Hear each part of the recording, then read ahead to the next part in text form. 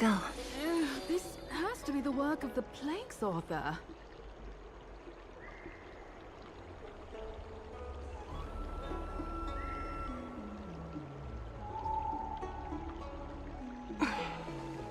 Wanna spar?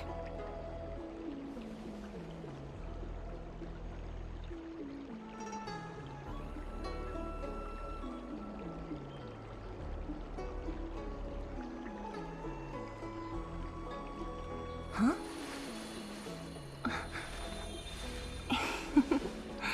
Go.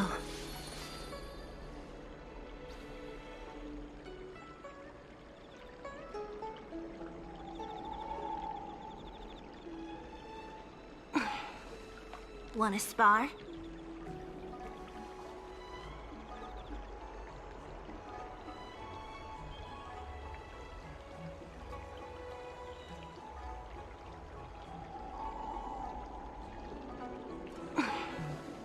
Wanna spar?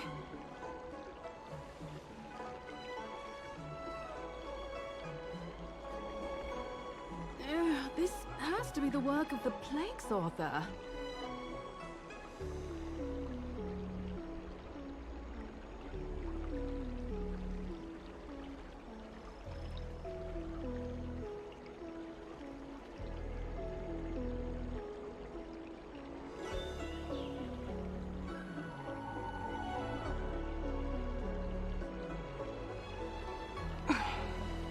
Wanna spar?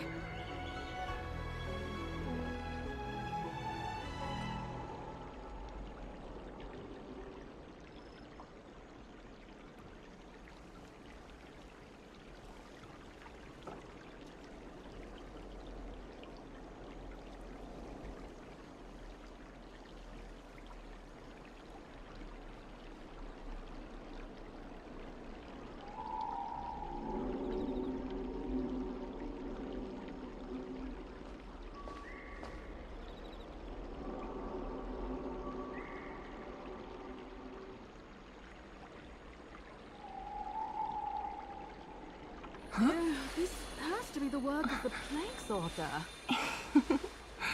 Go.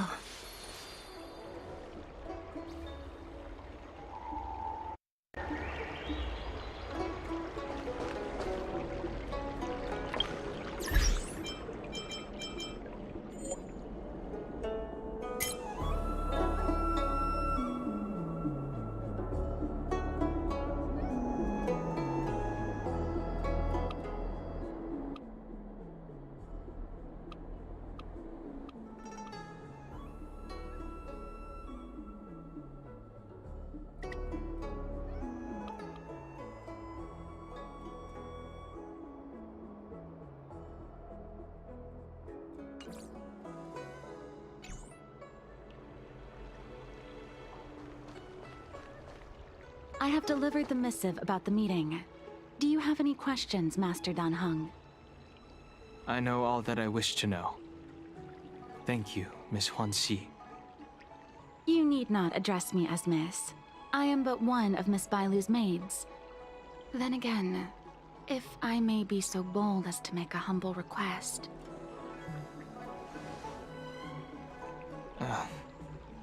Go ahead. Before this goes ahead... Oh, who might this be?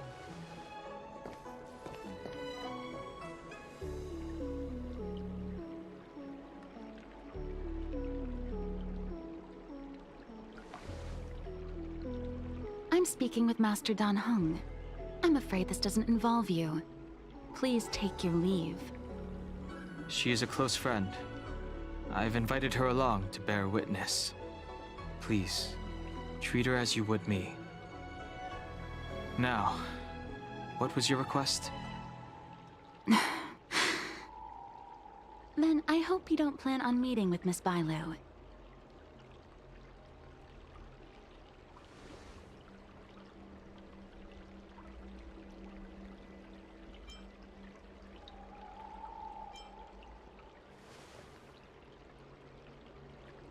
Please, hear what I have to say. I have good reason to be concerned. Perhaps you should know that Miss Bailu's path to becoming a High Elder was neither in compliance with proper protocol, nor of her own volition. Everything was a result of the stubbornness of her predecessor, Danfeng. His hubris and tyranny brought about the end of the Luofu's High Elder succession. The Preceptors heard of Master Danheng's return, and were uncertain whether it constituted good or ill fortune. However, many have surmised that the Luofu's High Elder succession tradition will soon be back in force. If true, that is indeed something worth celebrating. Whether we find another suitable candidate in accordance with the laws of our people, or have you take up the position anew, everything can still be mended. But if Master Danheng were to hand everything over to Miss Bailu, it could lead to great upheavals on the horizon. No good would come of it for her.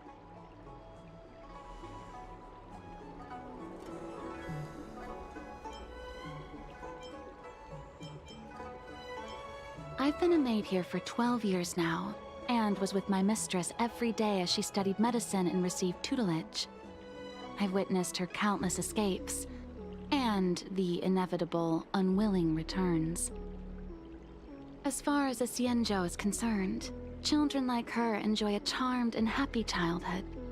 But as a High Elder in nothing but name alone, Miss Bailu is highly restricted in her actions, and has no freedom or say about her own life. I can't bear it. Your Highness, please think about this poor child.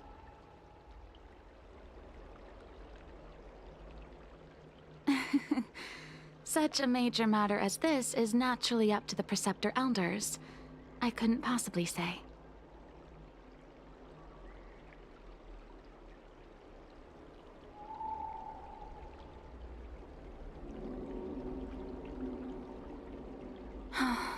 Miss Bailu is young, naive, and easily manipulated by others. I worry that under the pressure of others, she would be convinced into taking up too great a burden. I understand your concern, but I have nothing more to say on the matter at present. Then I will bid my farewell. Master Danheng, whether you choose to meet Miss Bailu or go with me to see the Preceptor Elders, I will be waiting for you by the ferry leading to Scale Gorge Waterscape. I haven't even set eyes on Bailu, and people are already urging me not to meet her.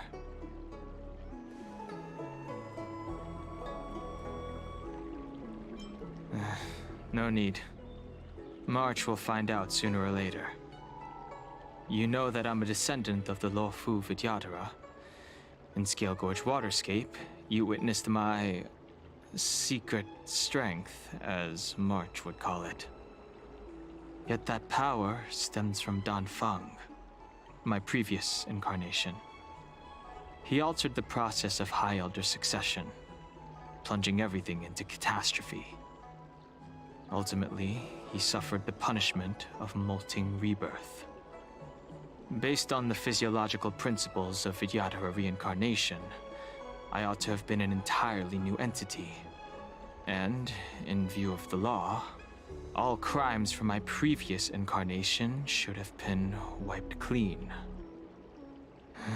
But in reality, I was locked up in the shackling prison at birth. Even after I was released and left the Xianzhou, my High Elder past and Danfeng's enemies pursued me like a haunting shadow. Now, I plan to face that shadow. In order to make amends, I want to repair the Ambrosial Arbor's seal and visit the High Elder to see what more I can do. The Star Skiff is ready. Let's go.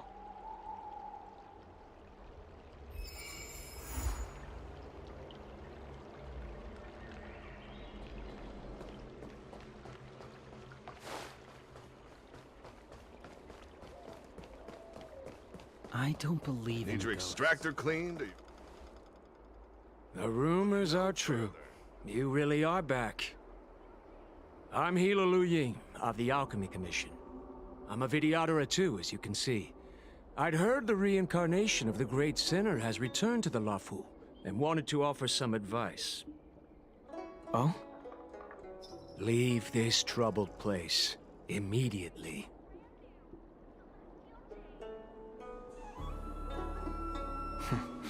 I'm not surprised in the slightest.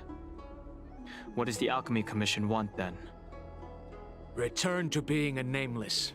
Stay out of the High Elder's succession.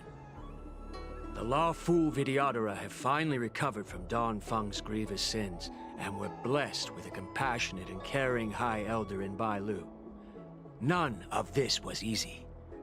Your return has stirred up resentment and ambition among the Preceptors, and threatens our situation.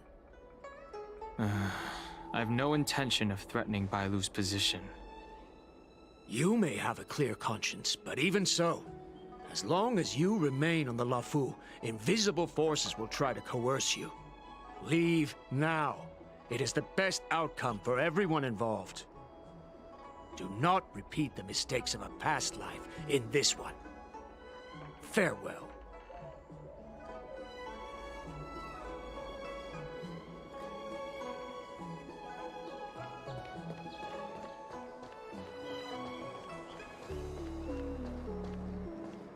Excuse me.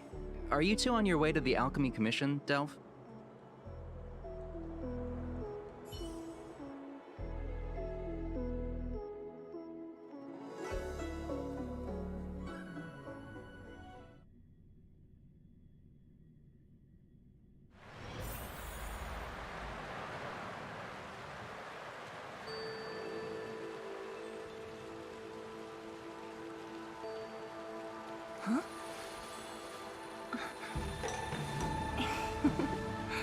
Go.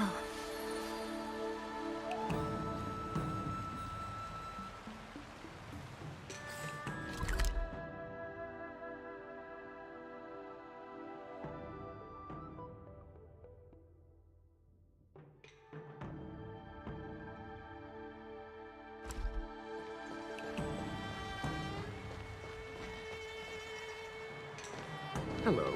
What brings you two here? The wind and waves are restless around lunar-rescent depths today. Even you came to dissuade me from visiting the High Elder, General? This encounter was not of my making. I've been recuperating in the Alchemy Commission under the Dragon Lady's care. Our paths have merely crossed. But your question would suggest that there are others interested in dissuading you from such a venture.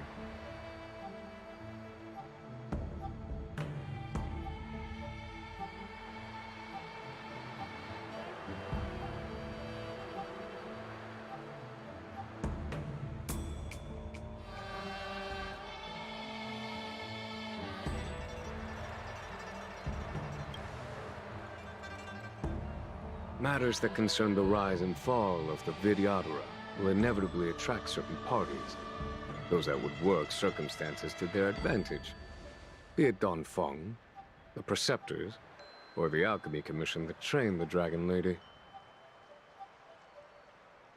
Your injury hasn't dulled your instincts, General. The Preceptors and the Commission seem deeply concerned.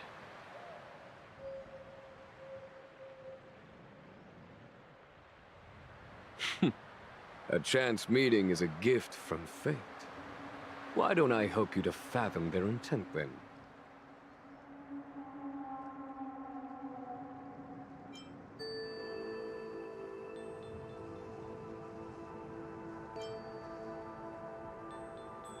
These people speak of legitimacy.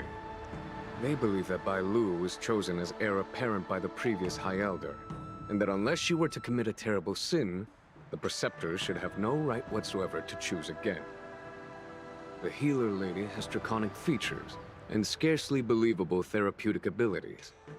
Some regard this as evidence that she is the High Elder, but the Preceptors are fixated on strength and are unwilling to accept her.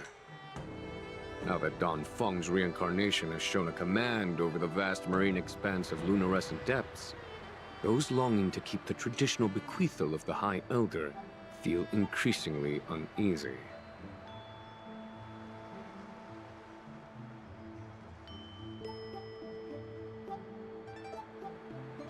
After Don Feng's abdication, they fought against the Preceptors and saved Bailu's dignity. They demonstrated a true devotion. These folks aren't the type to just let it go. The power struggle between the Preceptors and their High Elder is a tale as old as time.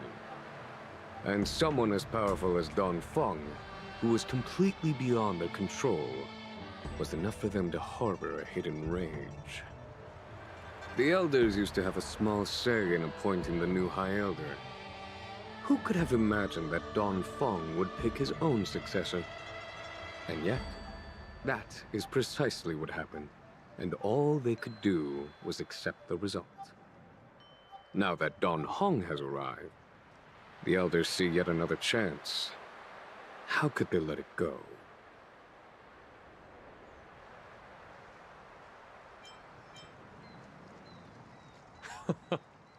Us outsiders should not judge the laws of the Vidyadhara. The Preceptors have been suppressed for some time now. They will inevitably try to overturn the situation. It is an internal affair of the Vidyadharas. As long as it does not disturb the peace aboard the Luofu, it does not involve the General of the Cloud Knights. Nevertheless, as a friend, let me remind you of one thing. So long as Don Hong and Bai Lu, with their respective High Elder powers and titles, both remain on the Luofu, the Vidyadhara will never cease their internal strife. This is not to say that either of you are to blame. It's getting late. You are headed to repair the Arbor's seal at Scale Gorge Waterscape and visit the High Elder, no? Farewell for now. I should start taking this business of rest and recuperation a little more seriously.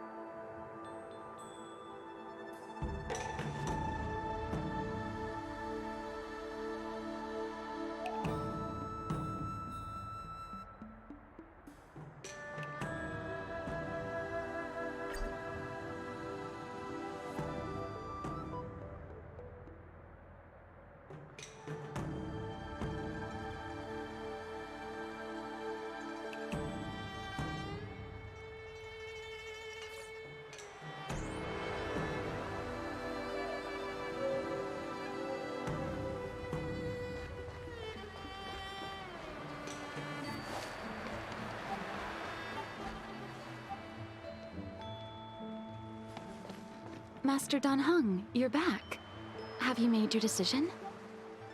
Will you come with me to meet with the elders first? Or are you set on seeing Miss Bailu? Miss Bailu is already waiting at Scale Gorge Waterscape. Your stubbornness is redolent of your previous incarnation. Sorry, but you're not going anywhere. A criminal who destroyed our succession is unworthy of setting foot in the sacred places of the Vidyadhara.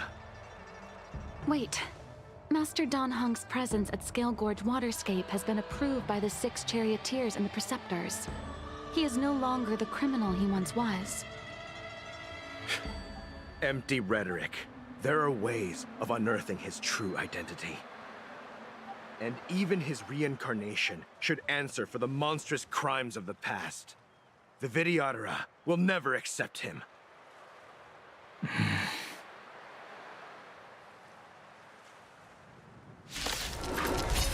Damn, we're battling just like Die, that. Don Fung. Well, they want him dead. Holy. Heaven search.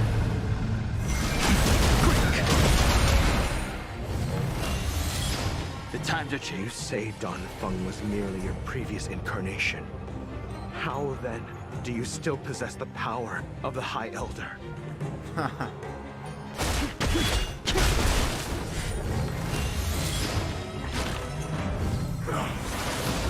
The strength.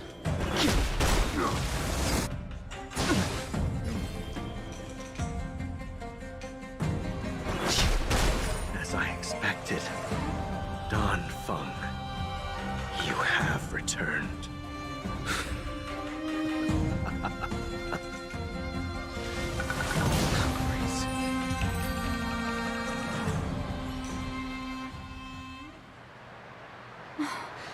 Thank you for rescuing me, Master Dan Heng. They came for me. I'm sorry you got dragged into it. It's risky to remain here. We should leave. Master Dan She Heng, did not after deny. your meeting, will you go with me to see the elders? Should I ever want to meet the preceptors, Miss Huan Si, I'll ask you to pass on the message. I understand. Please alight, Your Highness. Miss Bailu awaits you at Dragon Vista Rain Hall. It could be dangerous ahead. We should proceed carefully.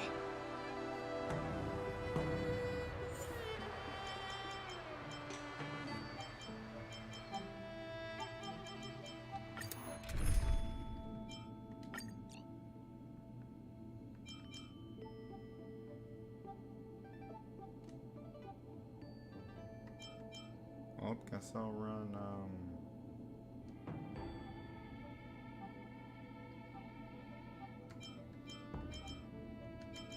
run this. Where is, since I don't have Bronya yet, no silly Satch, but oh well. The crit rate's good, but the crit damage is pretty terrible, honestly. Cute little Jingle Sway. Holy crap, it's perfect. Is this because I'm 65 plus?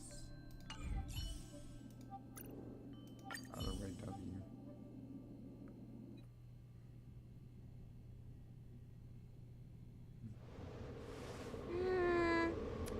So slow. I've been waiting for you here for ages.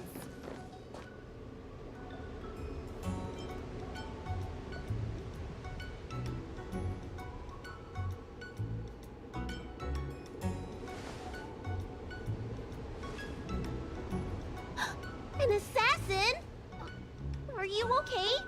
Are you injured? Fortunately, the skills of Master Dan Heng and his friends were too much for them. There are those that wish to assassinate Master Dan Heng, Miss. Presumably to preserve your legitimacy as High Elder. I don't care about my legitimacy. Why do they? I told you, whoever wants to be the High Elder is welcome. I never wanted the title. I am Dan Heng. It is an honor to meet you, Miss Bailu. You're Dan Heng? I heard about how you parted the ancient sea and Scale Gorge waterscape. These assassins have got their work cut out for them. Miss Bailu, please don't say things like that.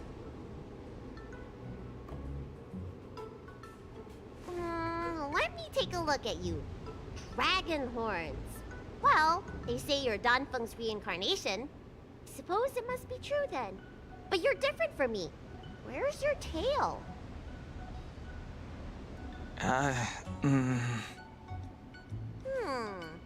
If I let you be High Elder, will you grow a tail? About the High Elder succession.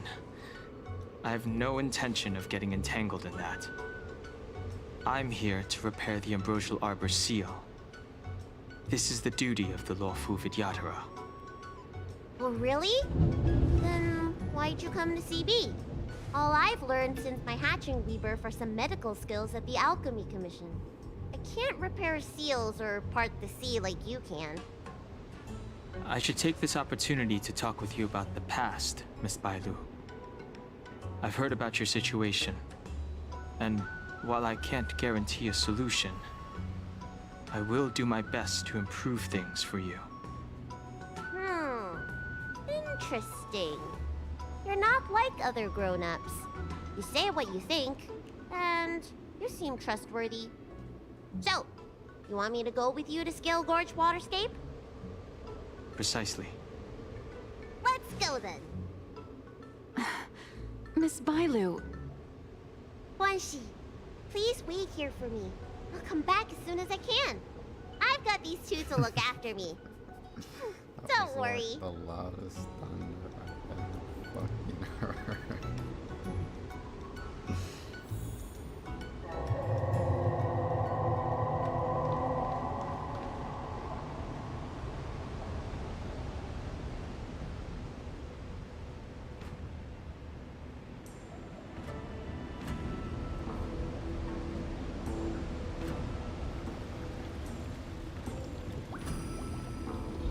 Old friends, meet yet again.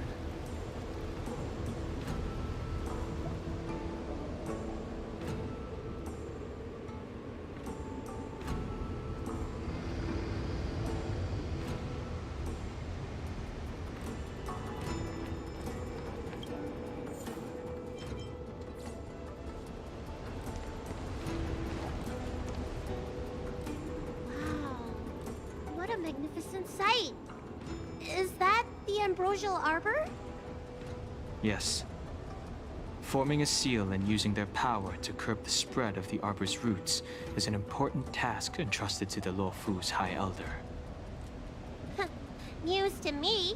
The Elders must be well aware that I'm not qualified for this position. Which begs the question, why did Dan Feng choose me all those years ago? That's exactly what I've come to Scale Gorge Waterscape to find out. Among the Vidyadhara, the High Elder is the existence closest to the permanence. According to historical records, the High Elder succession involves a secret ritual known as the Transmutation Arcanum, as well as a treasure known as Dragonheart. Once succession is complete, the former High Elder undergoes a hatching rebirth, while the new High Elder begins to display draconic features. However, Dan Feng's ritual failed, and his powers remained within me. And if for some reason, it also created you. So, in medical terms, he messed up the prescription. And brought suffering down on himself and just about everyone else in the process. I want to use this opportunity to repair the Ambrosial Arbor seal, and see if I can help recall our memories. Shun the tree's growth, the residual plague, water of the ancient sea. Upon the High Elder's command, subdue the eternal roots. Strange. This is different from the breaking of the seal. Why is there no reaction? What's wrong? Not going to plan, huh? Shun the tree's growth. The residual plague. Shun the tree's growth. The residual plague. Water of the ancient sea. Upon the High Elder's command, subdue the eternal roots! This feeling. That's it. You did it. And this alone should prove to everyone that you are the true High Elder. When the seal was reestablished, did you recall anything? It was like a tide surging through my mind. I became really, really huge, and the whole of Scale Gorge waterscape was responding to my voice, resonating with me. That's fun! Danheng, teach me another trick. Let's see if I can remember anything else. Wait. Can you feel it? There's someone coming.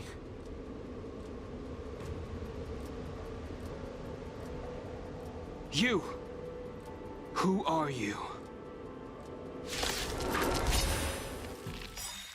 Protect Bailu! Hey! I'm doing the protecting here. Nobody's getting hurt with me around.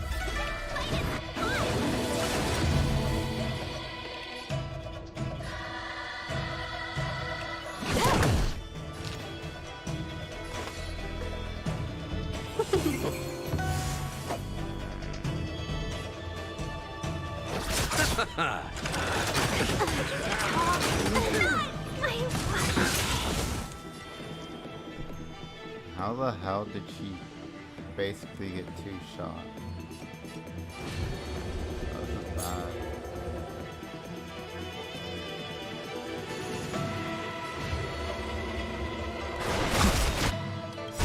Awaken, dormant scales. World-cleansing dragon.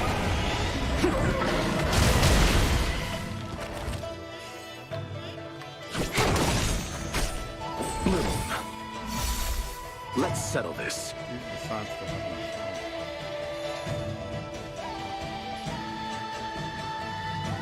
Eternal sleep is not the dead. This combat needs optimizing. This is double speed.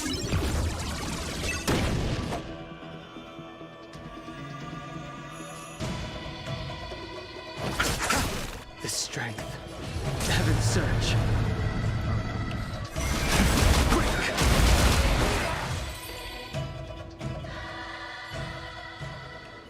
How did they manage to appear right next to us without a sound?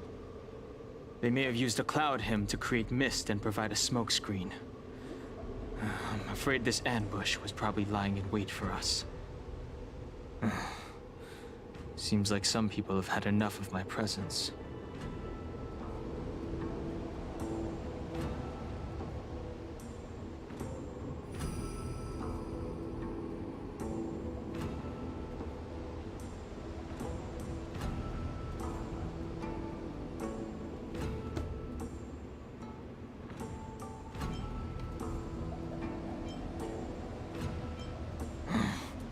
If I'm their target, why would they come after Bailu?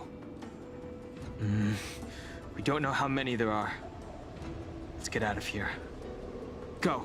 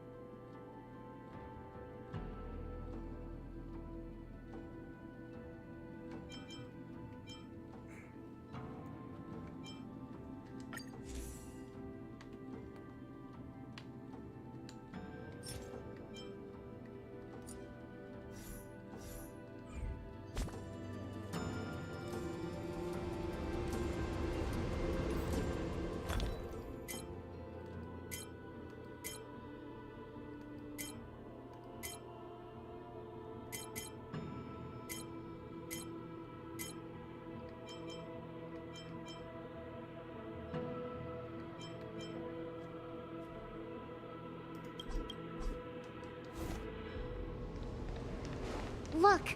Look at that shadow! Could it be an assassin? Don't worry. Those things aren't hostile.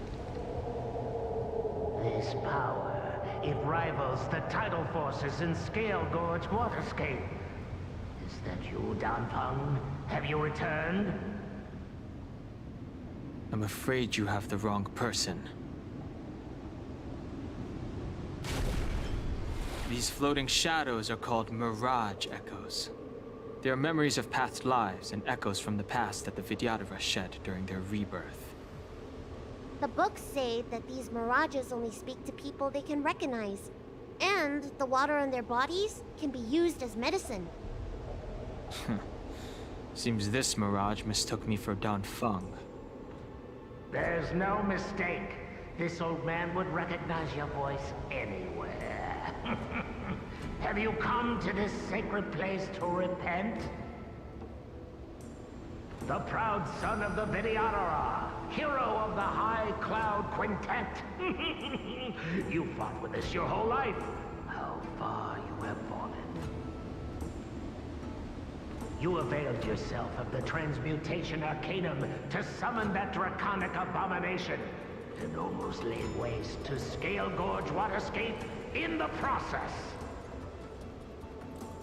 If your allies hadn't united to slay it, then the abomination would have destroyed the Ambrosial Arbor Seal. Tell me, did it sadden you to watch the abomination perish? As the High Elder, you should have freed us from the plight of rebirth and set foot on a brand new path. But instead, you were seduced by your reputation and abandoned yourself. You counted Xianzhou and even short-life species among your friends. The upcoming trial is your final chance. Hand over the secrets of the Transmutation Arcanum now, and the Preceptors can help you keep your secrets.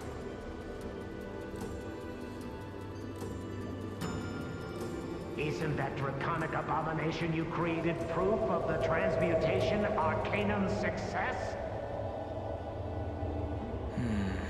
I heard that Danfeng craved the powers of our dragon ancestor Long the Permanence, and created a monstrous dragon-like creature. That must be what he's referring to. And so the hero of the Xianzhou became its arch-villain. Elder, look around you. You've long since reincarnated. What remains here are just the mirages of the waters of the ancient sea. Impossible. I still live! The High Elder succession will not be severed in this generation.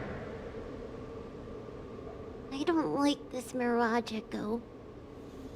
He thought that the Vidyadhara was superior to other races, and that he was superior to other Vidyadhara. As if the Vidyadhara would never progress without their plans. I guess Danfeng probably never told them the secret of the Transmutation Arcanum. We shouldn't linger here. The assassins are using skilled cloud hymn magic to make themselves invisible. But their presence is all too real.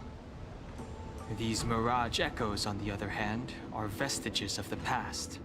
If we can center and transmit the echoes, we should be able to detect any assassins hidden beneath the surface of the water. Let's look for Mirage Echoes and send out pulses. Move carefully.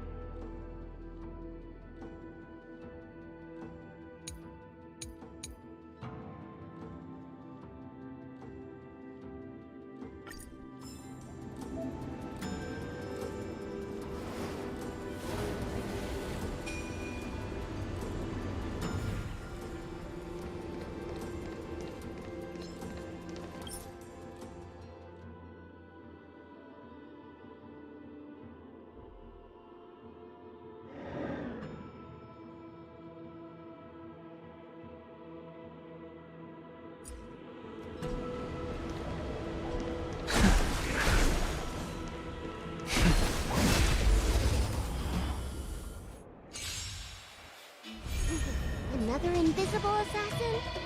Careful. They're waiting for us to get close enough to reveal our weak spots.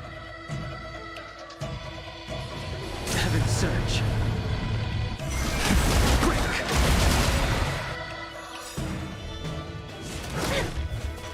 Awaken dormant scales.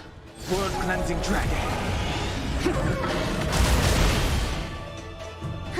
More enemies. Welcome, customers.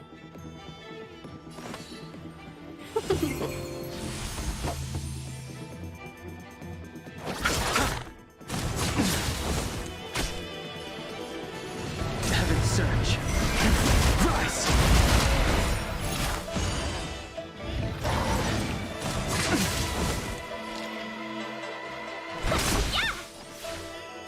Time for a fun. Let's settle. Do not fret.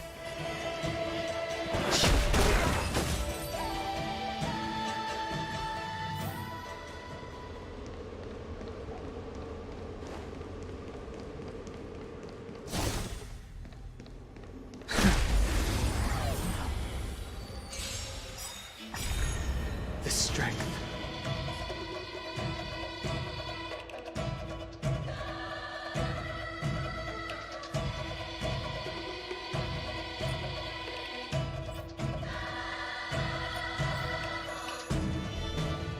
Conflict requires undivided Eternal focus. sleep is the dead returns!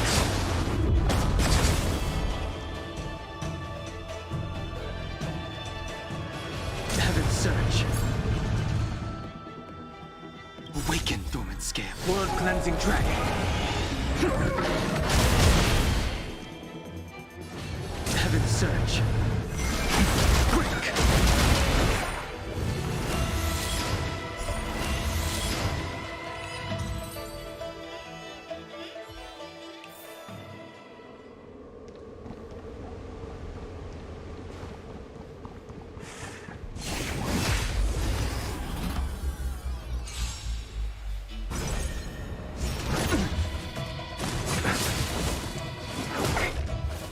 Receive divinity.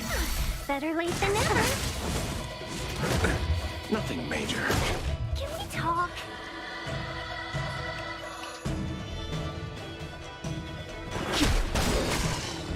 More enemies. Time for a fun.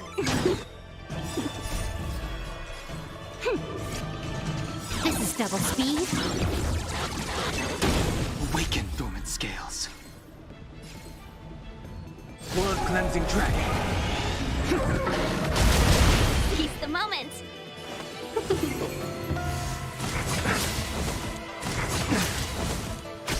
I'll see you off.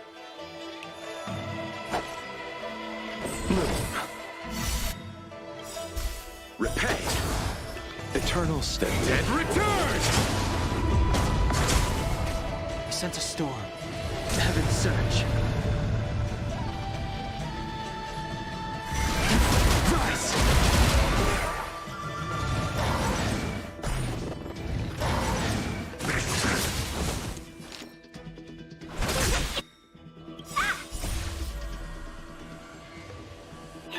Fight is fun! Time for a fun. Let's... The strength.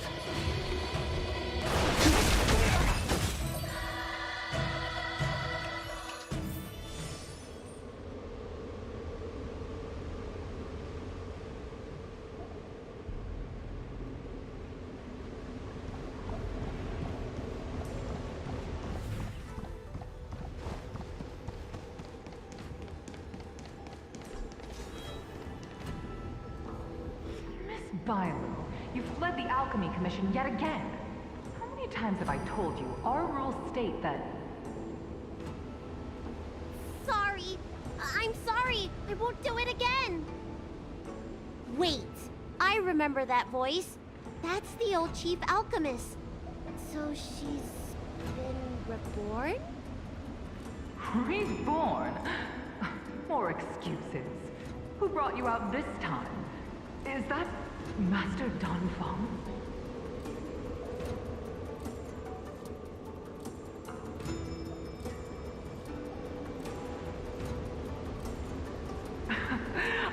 think so.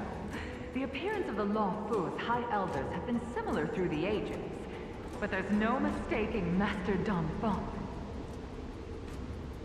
Bailu, return to the Forbidden Residence. I must speak with Master Donphan. Oh, okay. Wait, no! You were just a mirage echo. I got tricked again. Master Donphan, I finally understand your plan. That little girl is the key to the Transmutation Arcanum. This is a breakthrough for my research.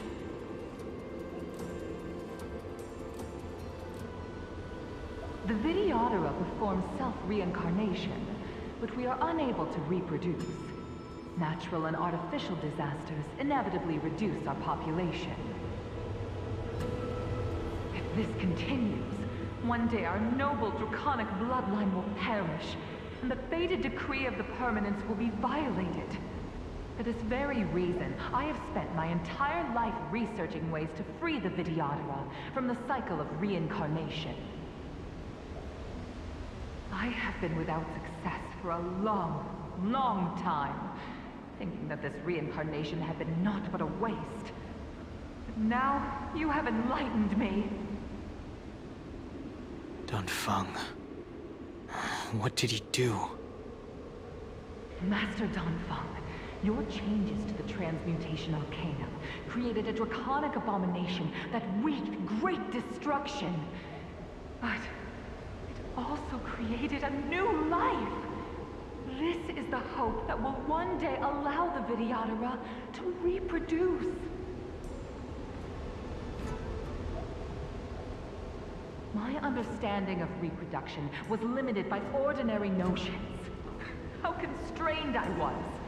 Why should Videodora reproduction remain trapped within the confines of our race? To unearth the potential might of Long's blood and incorporate other races into the flesh of the dragon, isn't that the real meaning behind the Transmutation Arcanum? The Preceptors are too narrow-minded to see your talent. They want to install another High Elder. Foolish. What does she mean by that?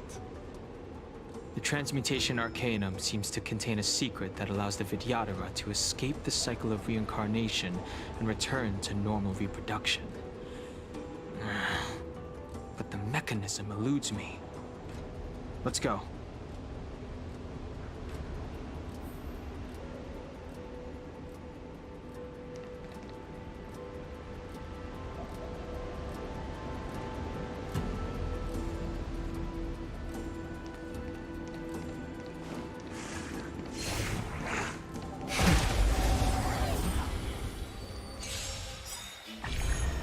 Sense a storm.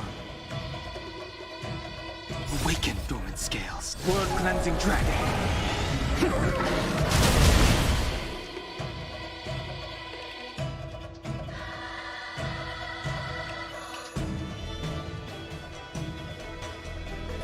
Heaven surge. Rise.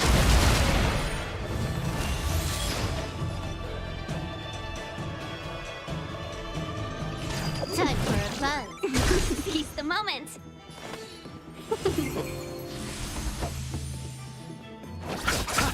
The strength.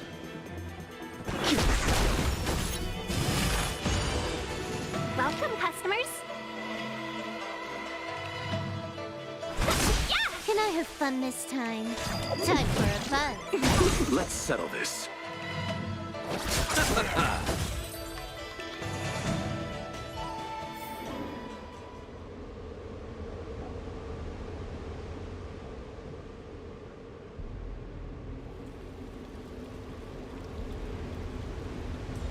Old friends meet yet again.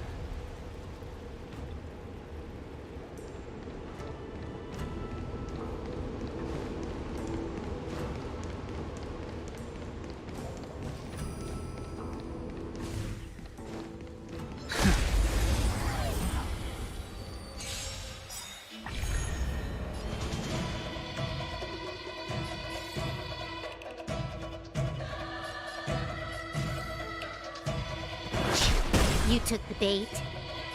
Time for a fun. This is double speed. Let's be friends.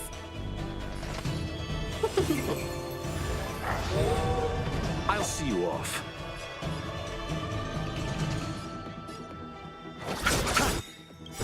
Eternal sleep is not the end.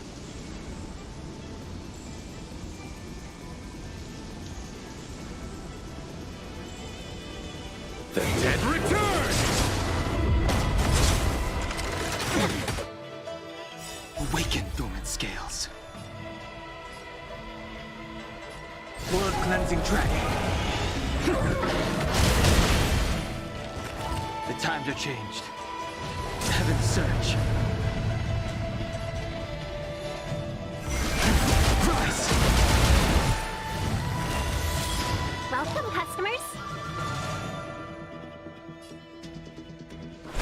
Yeah! Time for a fun.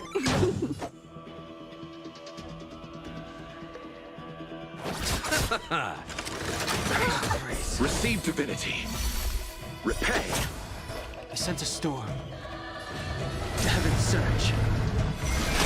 Quick!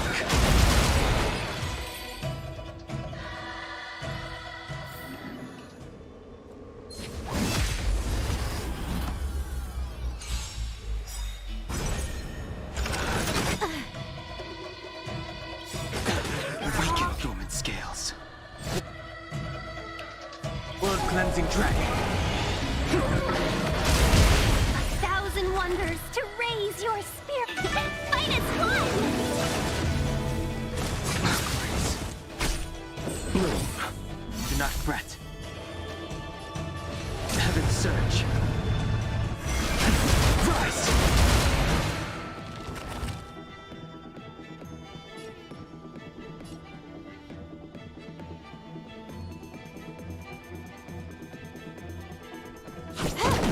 Let's be friends. You chose the wrong enemy. Eternal sleep. The dead return!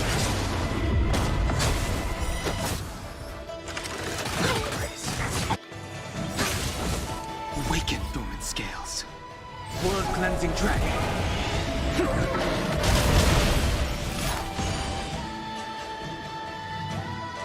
Heaven's surge. Quick!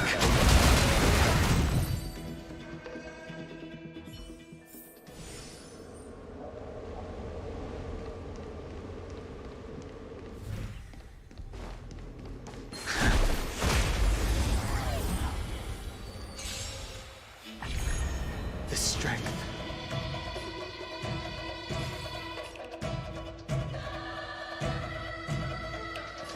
Heaven's surge.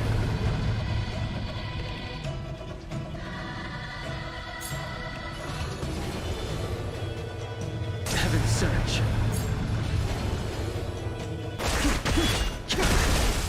Receive divinity. Better late You than took the never. bait. Time for a fun. Seize the moment. This combat needs optimizing. This is double speed.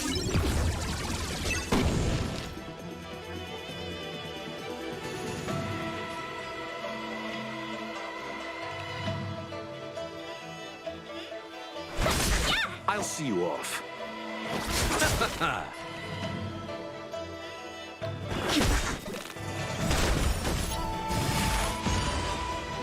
Awaken, dormant. World cleansing dragon.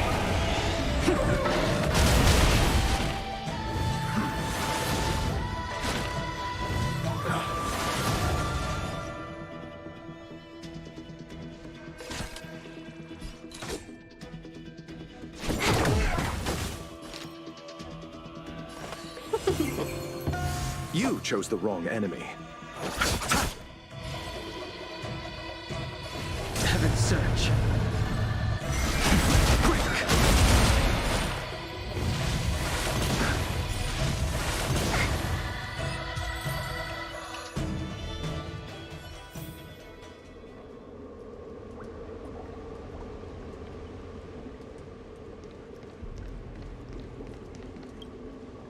Bailu, what are you doing in my pharmacy? Don't tell me you've already heard about Sanctus Medicus. Have you come here to condemn me? Seems like none of the Mirage Echoes realize that you've already been reborn. They are mere fragments stripped from the lives of the Vidyadhara. I have never believed in the High Elder. You are unworthy of the condemnation you spout. Especially you, Miss Bailu. You simply do not have the power of the High Elder, the power to summon the forces of nature. Why should I believe you are superior in any way to Master Don Feng? The priests, our people, they think the High Elder is the Vidyadhara's only savior. Arrogant, illogical. Have you seen what merciful Medicus can do?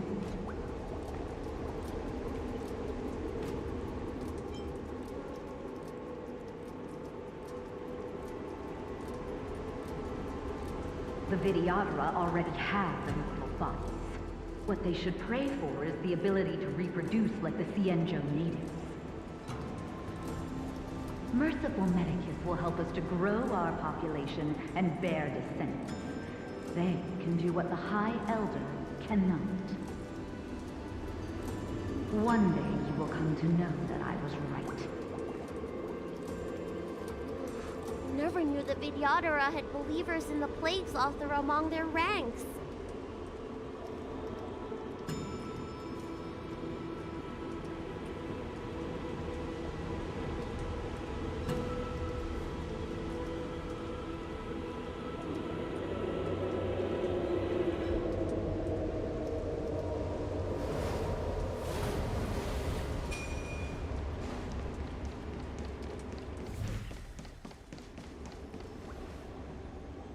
You, Master Dong Feng. Why did you disgrace yourself? You were my hero. I dreamed of being just like you. Of joining the Cloud Knights. But you betrayed the hopes and dreams of the Elders. This Mirage Echo. He must be a Cloud Knight who fought alongside Don Feng all those years ago. How many of us perished in that disaster and could not be reincarnated? And my leg was torn off by that abomination. Oh, the pain.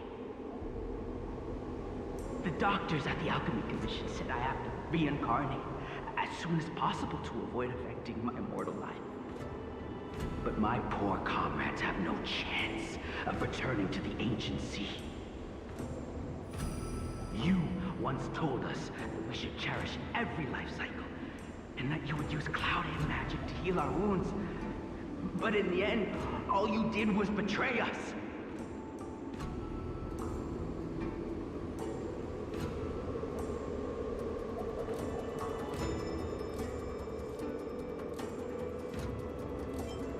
I must listen to him very carefully.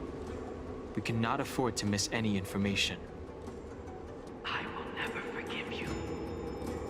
The High Elder's power belongs to the Vidyadhara of the Lawful. You are unworthy. The Vidyadhara must not sever the High Elder's succession tradition just because of you. Hand it over. Dan Heng, is this the price we pay for bearing the power of the High Elder? Carrying the weight of all these expectations. All this hatred. Before any of this transpires, you have enough time to prepare.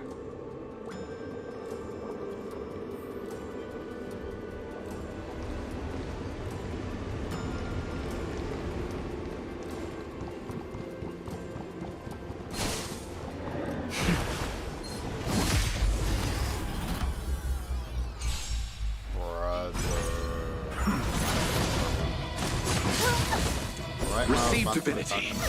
Better. Eternal sleep is not the end. The dead return!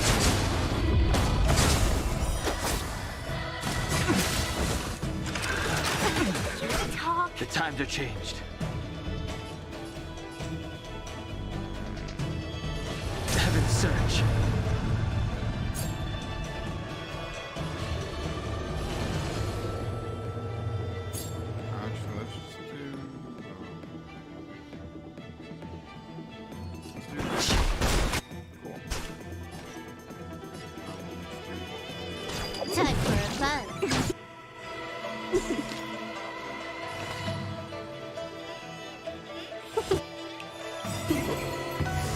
Awaken, dormant scales. World cleansing dragon. 1,000 wonders to raise your fight as one! You chose the wrong enemy.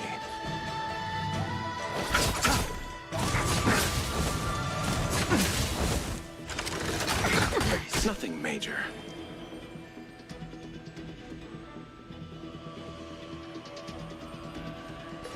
Heaven's Surge.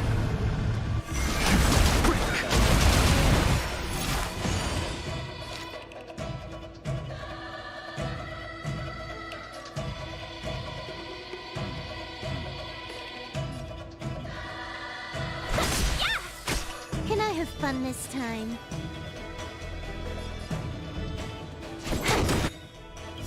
This combat needs Wait, still optimizing. alive? God damn it.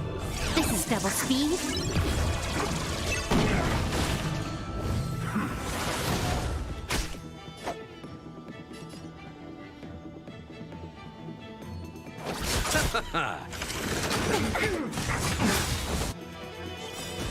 Awaken, dormant scales. World cleansing dragon.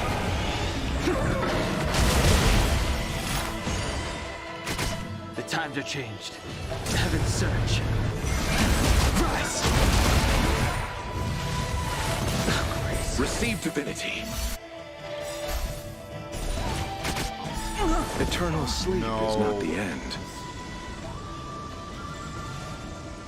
I was really gonna use this ultimate so he could heal.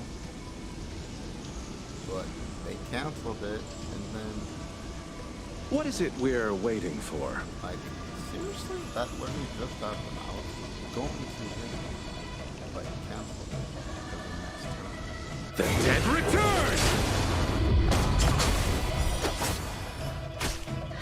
More enemies. Time for a buzz. Seize the moment.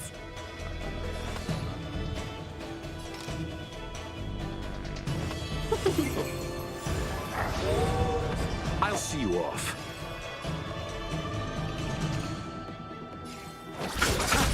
Seize the moment.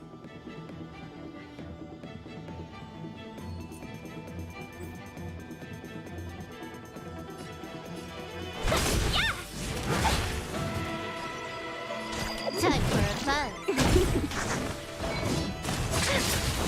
Let's settle this. Time for a buzz.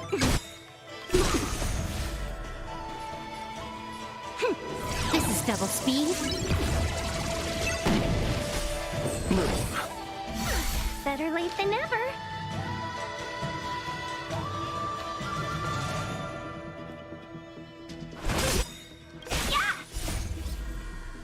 Actually, you should give Fight as one! The dead return!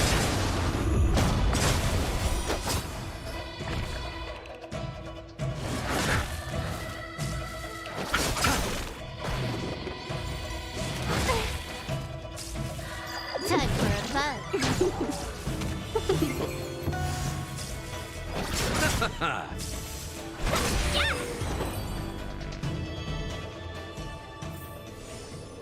That's right, there's another one right over there. Where is he? Oh, I think I get it. They combine into one wave.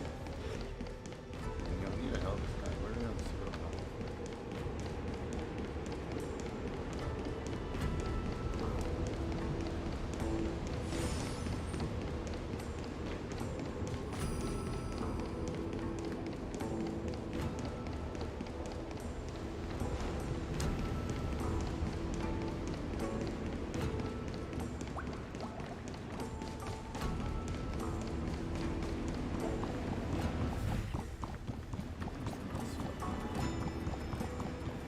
Attack. Attack. The strength. You took the bait. Time for a buzz. Seize the moment. You chose the wrong enemy.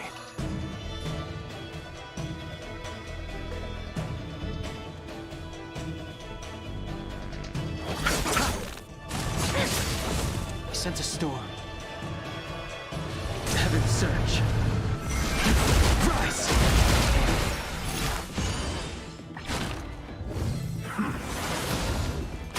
Let's be friends.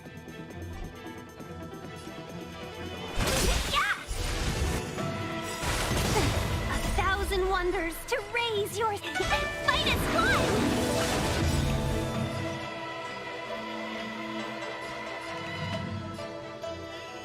I'm pretty sure once this guy revives, he's deep up the This combat needs Optima.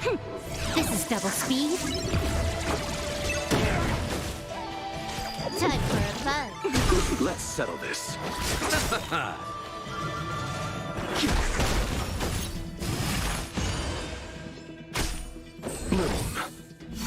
Better late than never. Yeah! Time for a buzz.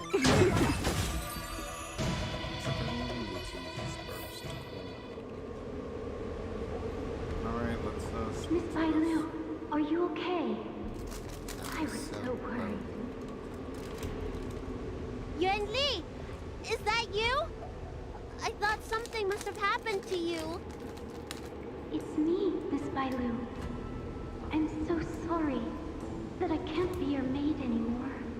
But I heard that a smart and talented replacement would be coming soon.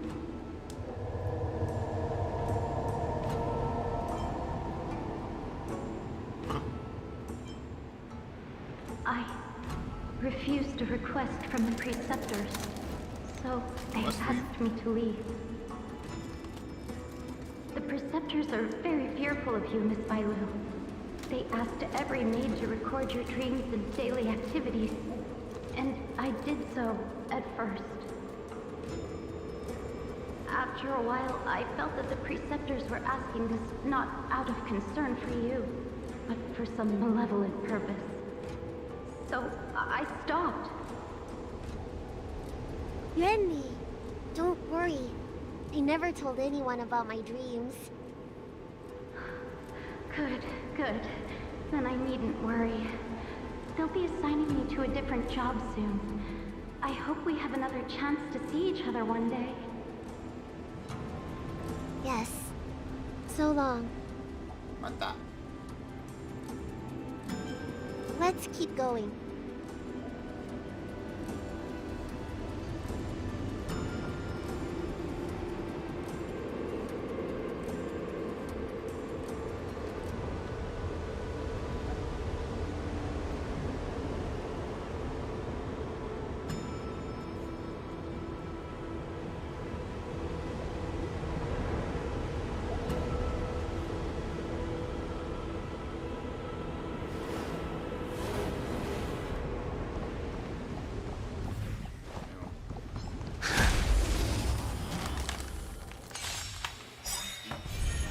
The strength.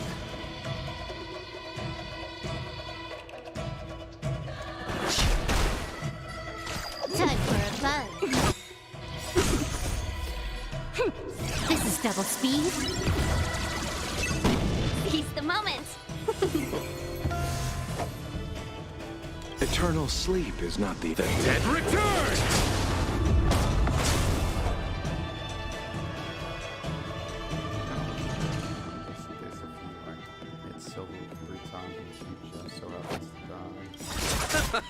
Awaken, dormant scales. Blood cleansing dragon.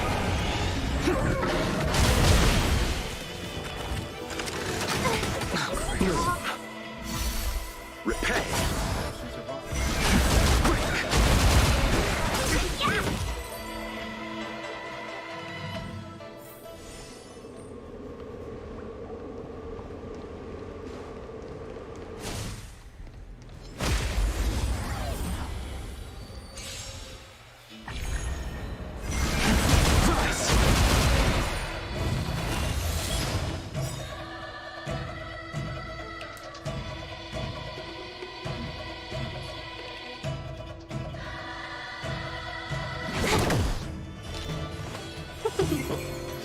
You chose the wrong enemy.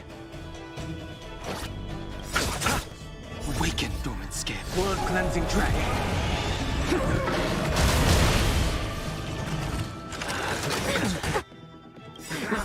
and wonders to raise your spirits. Fight is fun! Receive divinity. Eternal sleep is The dead return!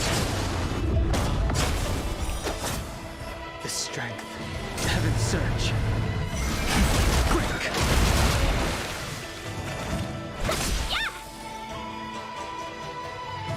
Time for a buzz. I'll see you.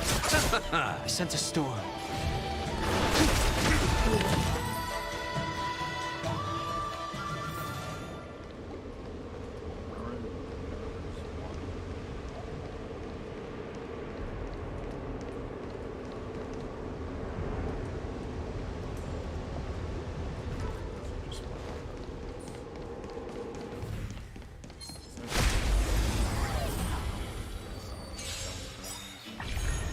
The strength. You took the bait. Time for a buzz. Seize the moment. You chose the wrong enemy. This combat needs a... This is double speed. Awaken, dormant scales. World-cleansing dragon.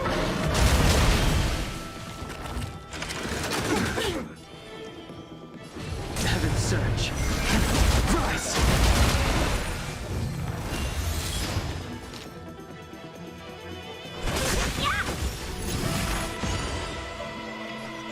Time for a buzz. Let's settle this.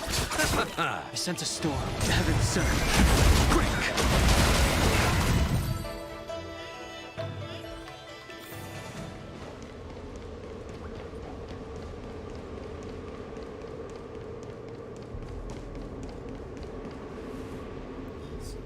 Miss Bailu, are you okay? You were in there for such a long time. Luckily, I had Dan Heng and her to protect me all the way. If anyone's owed a thanks, it's them.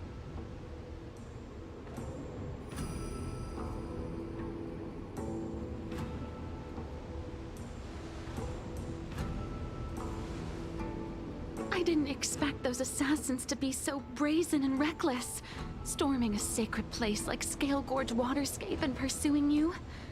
Rest assured, Miss Bailu, I'll report them to the elders and round them all up. Fortunately, the three of you were blessed by the gods. If anything had happened to you, it would have been a dereliction of duty on my part. Assassins. Huh? None of us mentioned that the danger involved assassins. How did you know that? Indeed. I knew she was Oh, suspicious. it's and he because said it we right were there already and attacked at the then fair, boom, you know? Boom, boom. I was just worried that those Big people would brain. try and attack you again. You I was think like, those why does she sound assassins so only came from Mr. suspicious? Dan Heng. And The it's ones odd that we she's met just in the waiting ruins for us. were coming from me instead.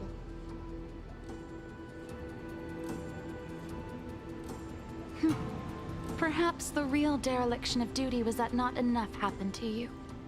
Damn. So, did the elders send you to take out the unworthy High Elder? That was my idea alone. How could the Preceptors have come up with that? From my perspective, the Videodora requires only one High Elder. A second High Elder, one who is weak and useless, must be removed. Miss Bailu, our relationship as mistress and maid ends here. Farewell. It's going up there.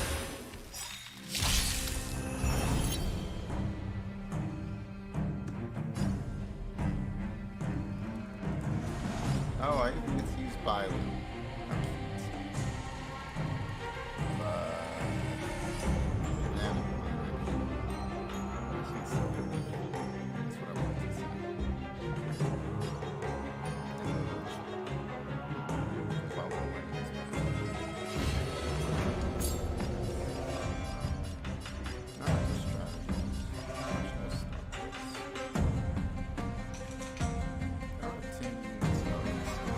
Awaken, dormant scales. World-cleansing dragon.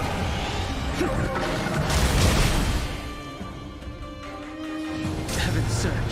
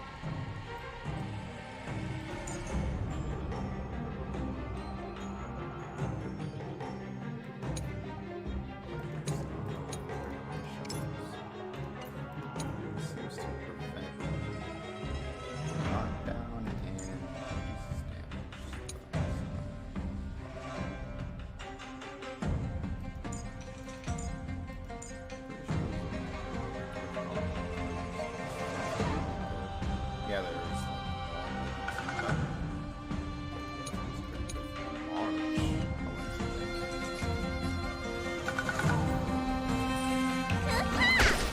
Lance at the ready.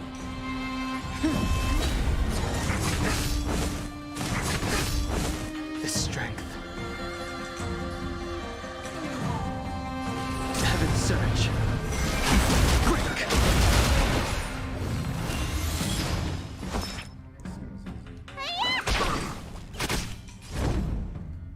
Isn't the basic attack max? How does she do nothing?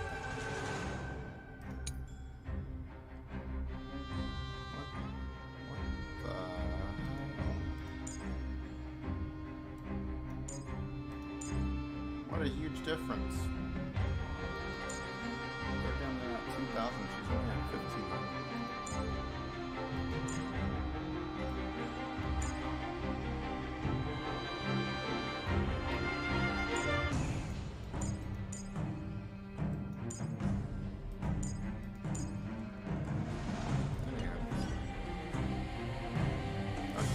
Is this not E6? What the fuck? I can't check. Why is it not E6? Everyone's MC is E6. By now. At this point.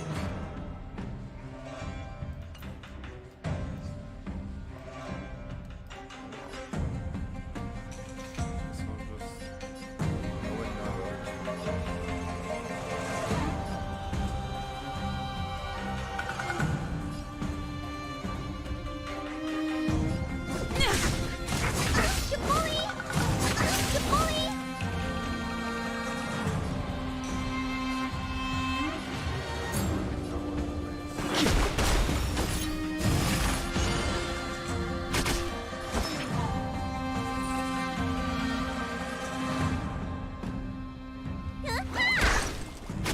I'm on guard. The times are changed.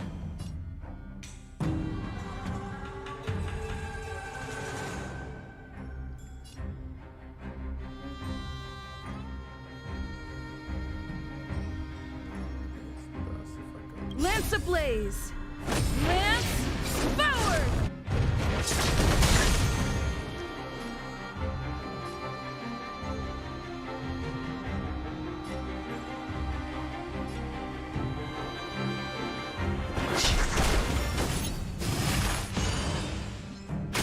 You don't look so good. Hiya!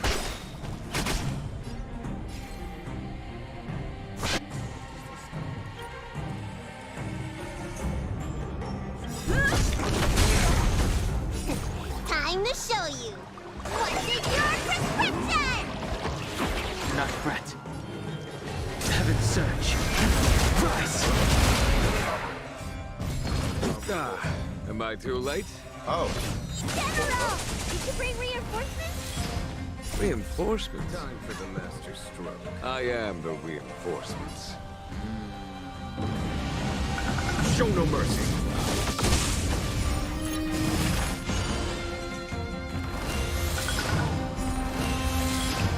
Awaken dormant scales. World cleansing dragon.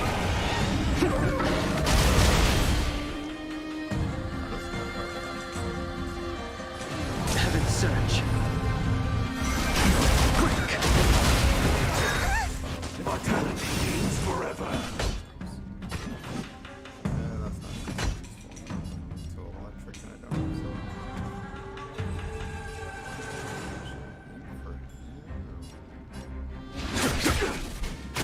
Need a doctor? Lance at the ready.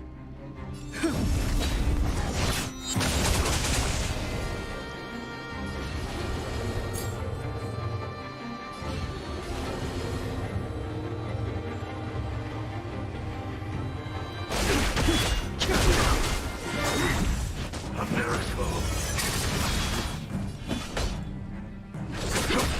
Let me tend your wound. I'm on guard. Lance ablaze. Lance forward.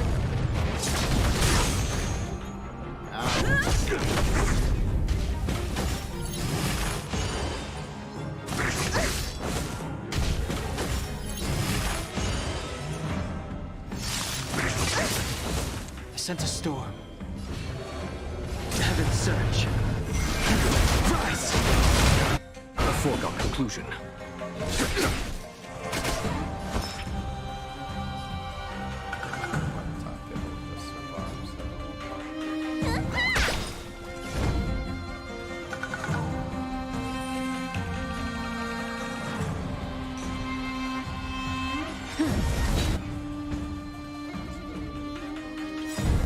Awaken, dormant scales.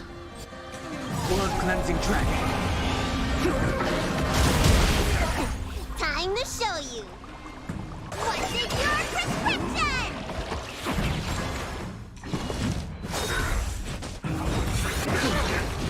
The strength. Heaven surge. Break! Follow my charge.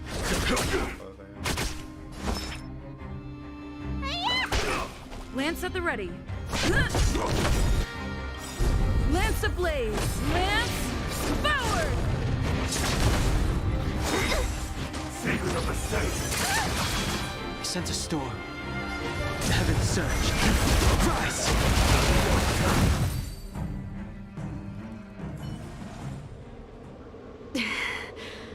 A pity.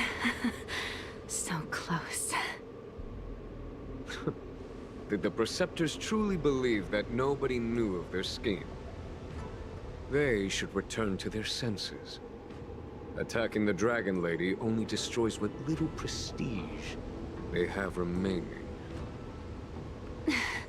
The whole thing was planned by me and me alone. Beware of false charges, General. Save your breath. We all know the truth once the Cloud Knights send you to the Ten Lords Commission's judges. Too late, Jing Yuan. I go no further.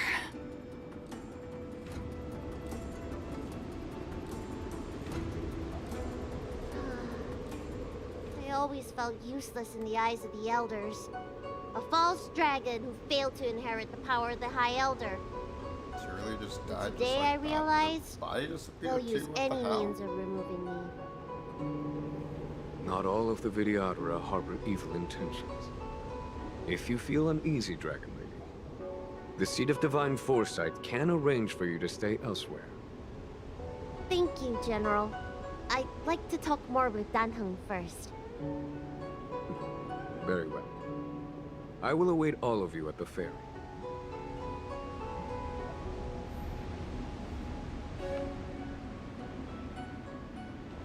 This music. This is new. I'm not sure if this has to be. Or that was this full effective.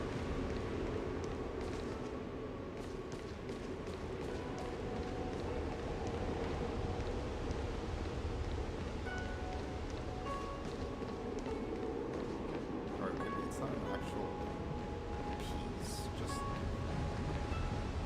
the ad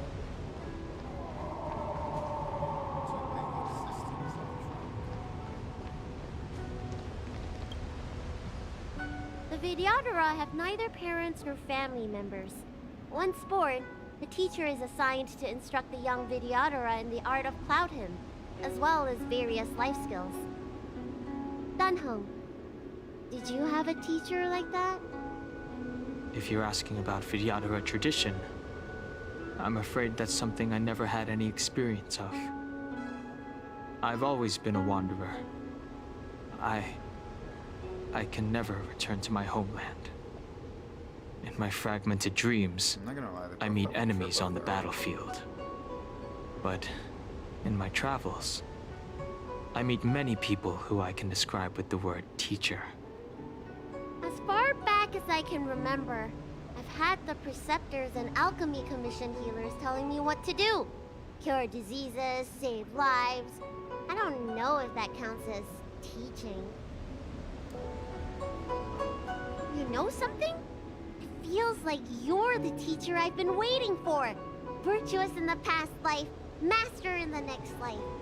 Perhaps we were friends or disciples in our previous incarnations. A friend or disciple of Dan Feng? Maybe. Miss Bailu.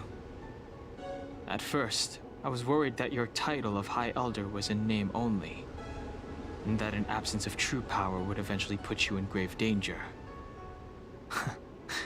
It seems I was overthinking things. You have no shortage of true power. You mean the power to repair the seal? The power you taught me?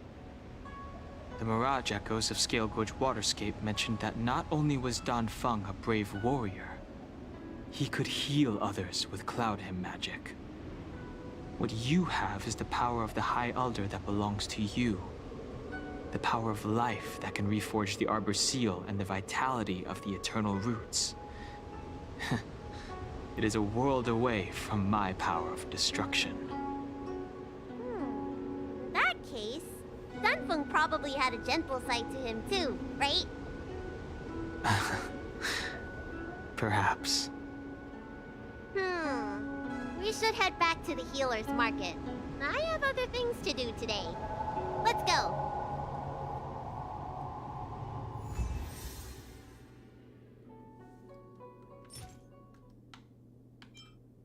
I have a lot more healing experience books than I thought. There's a bit more resources in general than I thought. I'm not too sure about I forgot what the name. Light cone. EXP. Now that the seal is repaired, my affairs on the Xianzhou have drawn to an end. For the time being. Are you planning on staying on the Luofu? The banishment decree has been revoked, and the preceptors have regained an awareness of the situation. This is your chance to return to your homeland.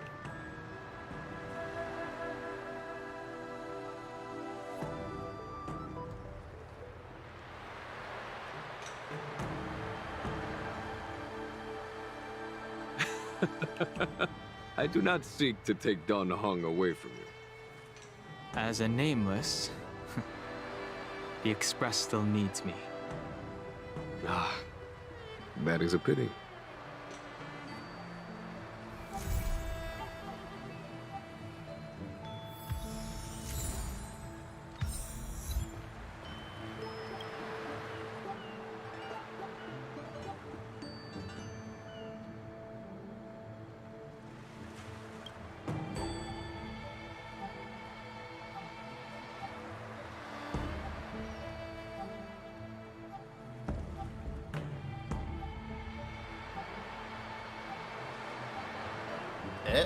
What dangerous package? Oh.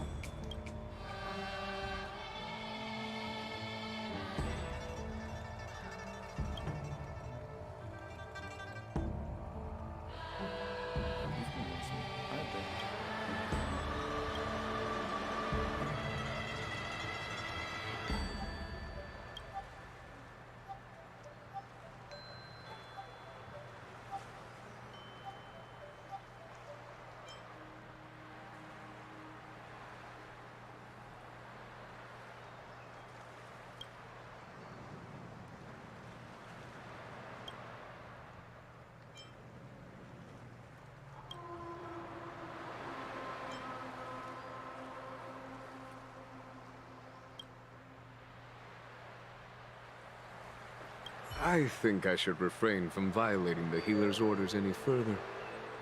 The weariness is creeping up on me once again. Time to lie down. Farewell, all of you. He went nowhere.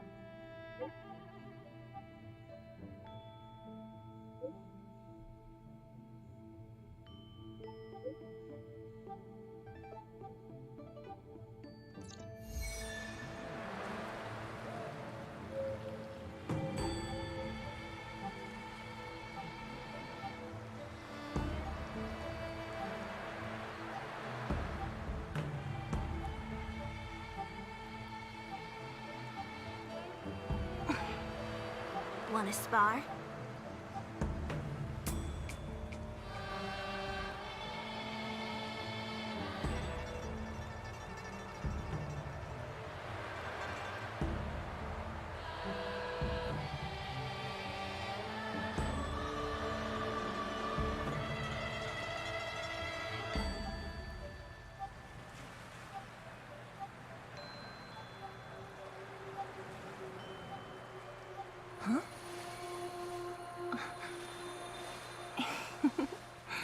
Go.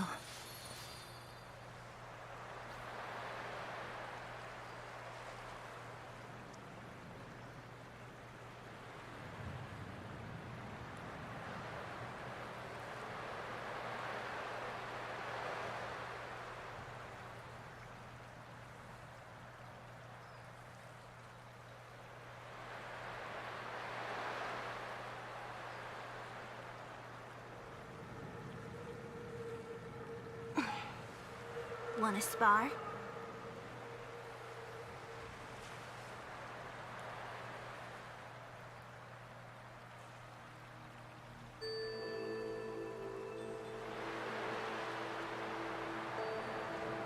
Huh?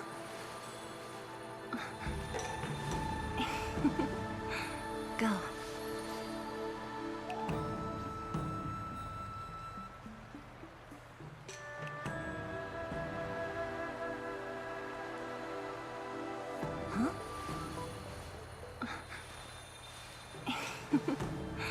Go.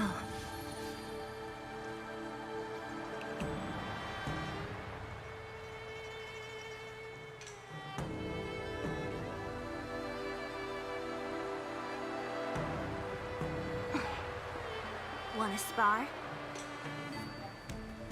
Guess curious about this as well.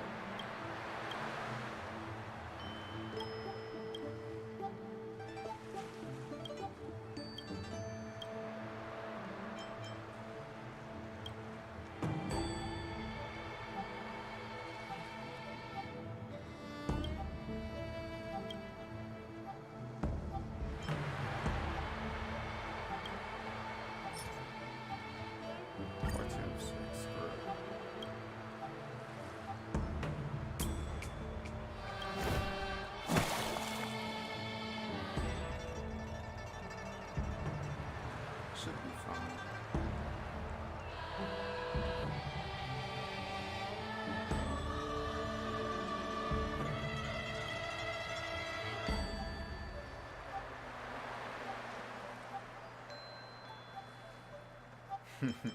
This isn't the script.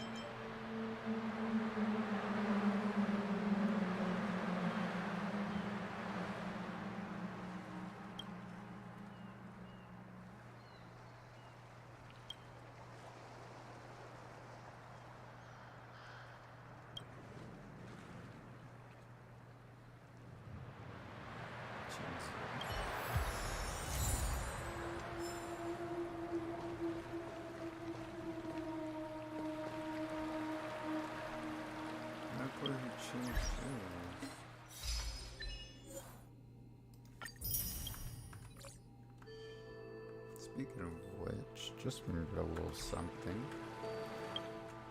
And that is Kafka quest. But I'll do Yukong's quest first. Which do we use that? I guess the best thing would be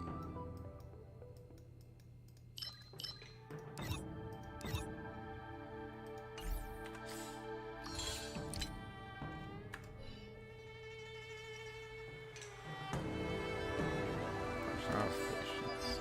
It's only one. Wait, now.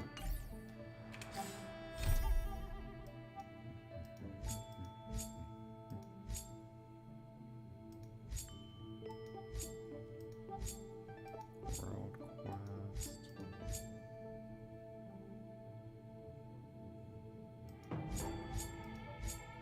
The hell is this about?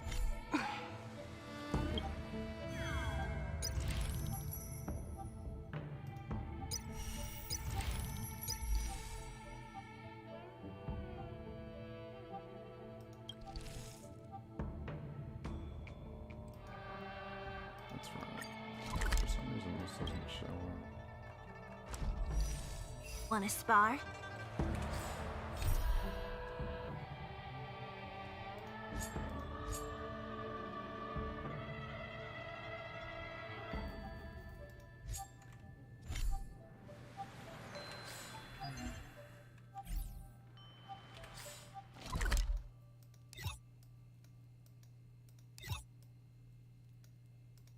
Only just not doing a 1.1 quest and 1.3.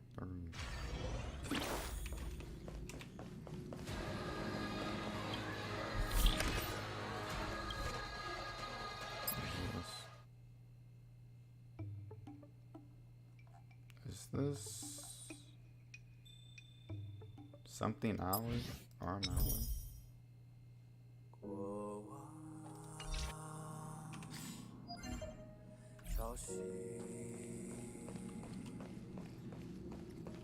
So cool. That's a serious expression you've got there.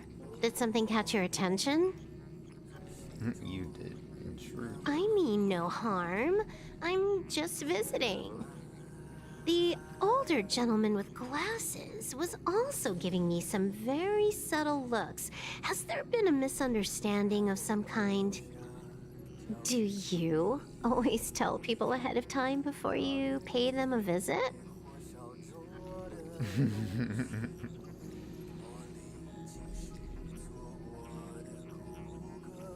I see. It's just a cultural difference. Punk Lord doesn't have this custom, and the Stellaron hunters don't generally observe this kind of tradition either.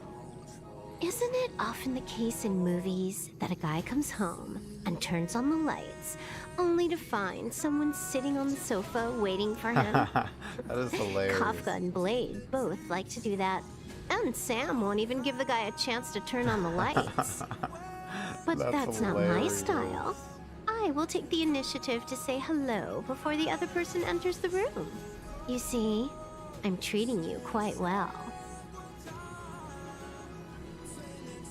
No need to worry. I will always take the initiative to greet you when I come to visit.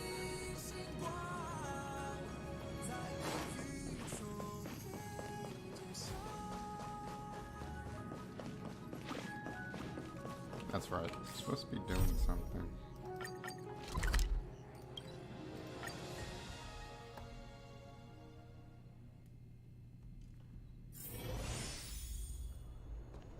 Good quality, good price.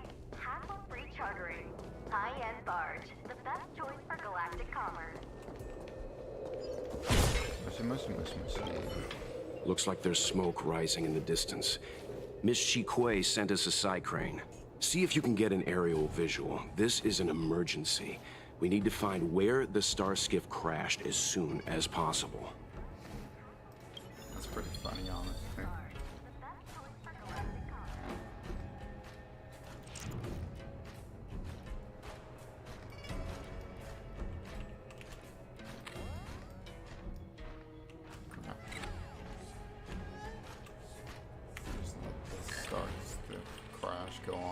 We found it.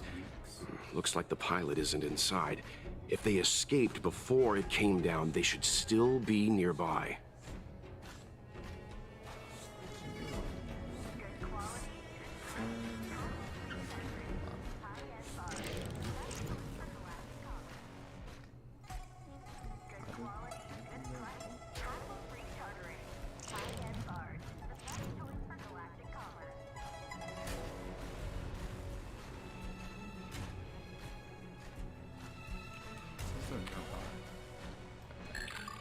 Where? Oh shit, I didn't even see them. There. That must be who Miss Shikue asked us to save.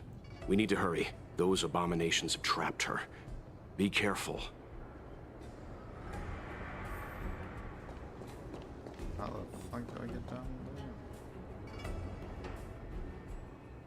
Teleport. I certainly can't jump that bad.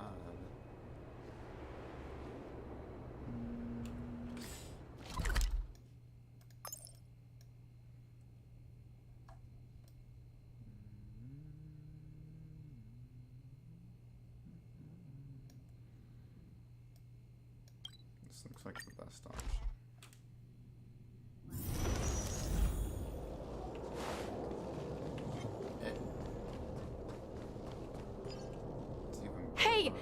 out of here! It's too dangerous!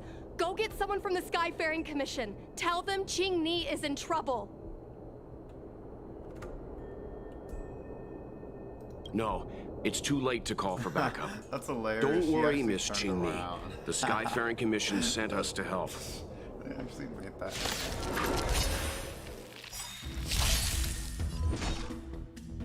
She said, okay, turns around. Questions then. I'll free you from your chains. Disappear among the sea of butterflies. Illusions of the past.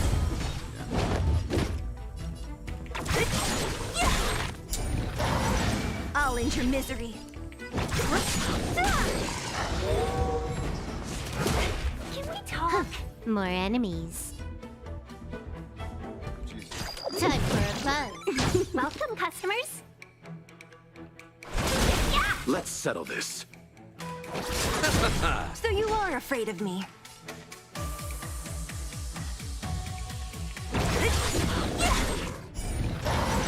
I'll end your misery. Disappear among the sea of butterflies. Illusions of the past. Can I have fun next time for a buzz? This is double speed.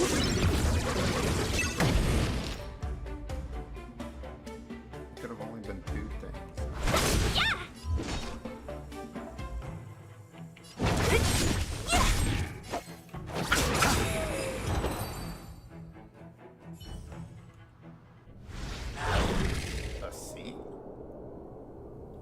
There are too many monsters. Let's hold out for a little longer. The Cloud Knights should be here soon.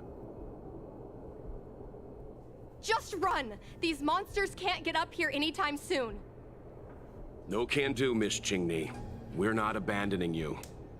Where's March? Mr. Yang, this is grand.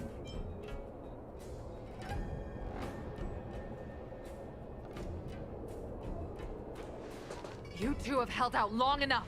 Help is at hand. Just so happens.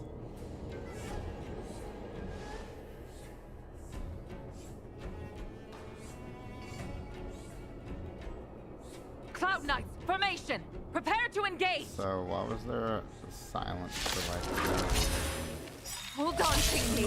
We're coming to get you! Eternal sleep is not the end. The dead return!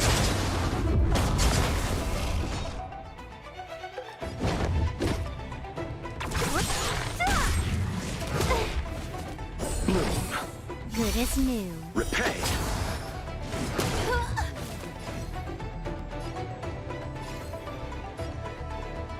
Time for a buzz.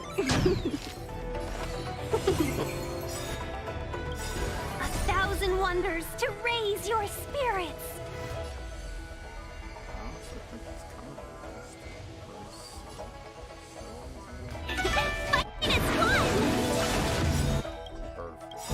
This combat needs optimizing. Oh wait, which one? Okay, they're both This is double speed. Let's settle this. So you are afraid of me. I'll free you from your chains. Disappear among the sea of butterflies. Illusions of the past.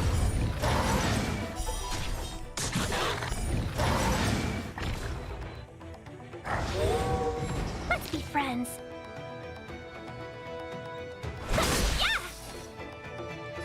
Time for a buzz.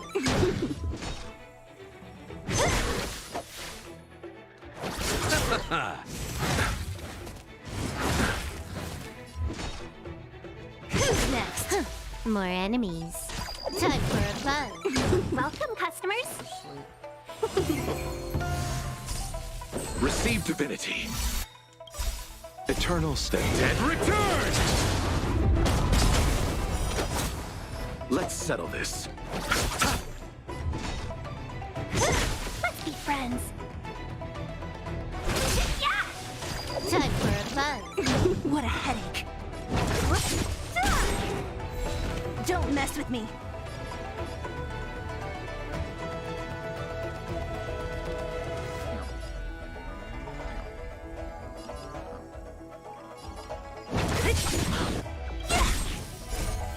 Disappear among the sea of butterflies. Illusions of the past.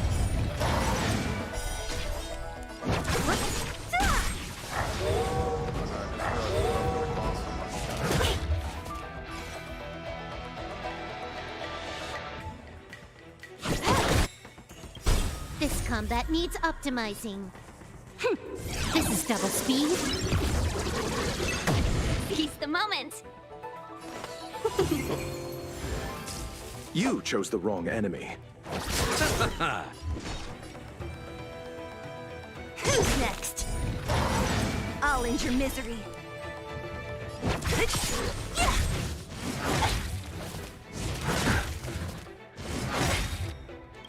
Can we talk? 1,000 wonders to raise your spirits. Fight is fun! Can I have fun this time? You should have healed by using any move. That would have failed.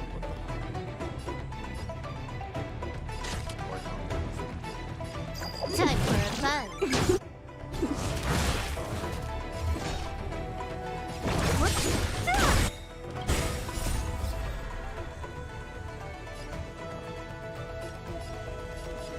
Disappear among the sea of butterflies. Illusions of the past.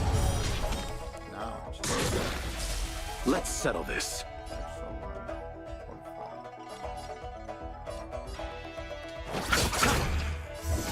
Who's next? I'll end your misery.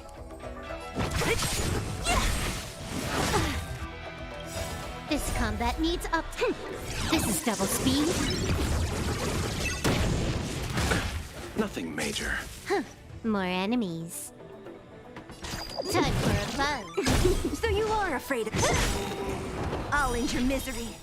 Oh no. Disappear among the sea of butterflies. Illusions of the past. Bloom. Eternal state. And return! Let's settle this. What a headache.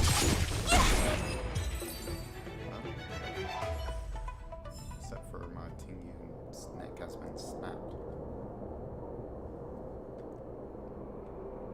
I didn't know the Helm Master of the Skyfaring Commission dealt with situations like this in person. Indeed. I should be reviewing files in the Palace of Astrum. However, Qing Ni decided to put herself in danger and trouble our esteemed guests with her safety. As her mother, I couldn't sit idly by. Qing Ni, have you thanked your benefactors yet? Thank you, benefactors. No need, Miss Qingni. It was nothing.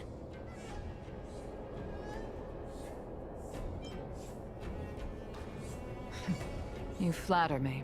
This is a Skyfaring Commission affair, yet the two of you had to put yourselves in harm's way. I am ashamed. It was because of both of you that Qing Ni escaped unscathed. Words cannot express my gratitude. In fact, by way of thanks, I'd like to invite you to the Palace of Astrum for tea. It is about time we knew each other better. The feeling is mutual, Lady Yukong. We would be honored. Then, for now, I will excuse myself. Qing Ni's irresponsible actions caused much trouble for the two of you. Allow me to apologize once again on her behalf. You always do this, Mother. Scold me before figuring out what actually happened. It was a dire situation. I was the only one who could... You promised me, Qing Ni. We shall discuss this when we return. Please excuse us, benefactors. I look forward to our meeting. I didn't know Yukong had that side to her.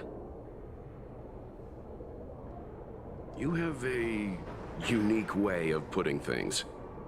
But you're not wrong. Appearances seemingly tell us little about the lives of the Xianzhou's leaders, no matter how long those lives may have been. Yukong's inner worries and concerns came to the surface in the presence of her daughter. Only then was it clear that she, too, is somebody's mother. Yes. After all, I know what it's like to worry over a kid's homework and whether their lunch is healthy enough. But there's something I don't understand. Yes, Qingni piloted a star skiff without permission and put herself in danger, but she meant well. Nevertheless, Yukong's reaction suggests that there was something more. Anyway, let's head over to the Palace of Astrum. Best not to keep Yukong waiting.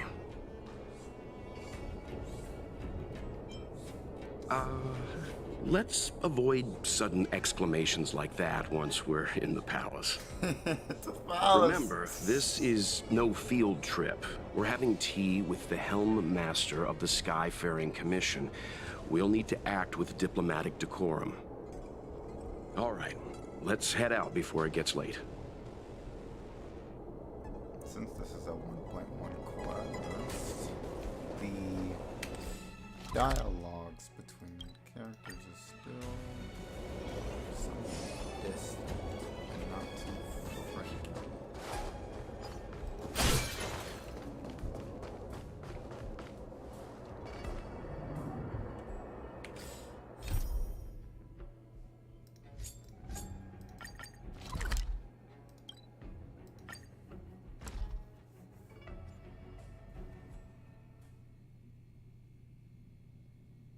Actually, this should be. Let's take it in turns. This should You still rest. be I'll stand before guard.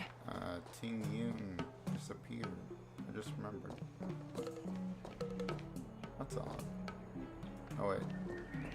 Is it really odd? Whatever.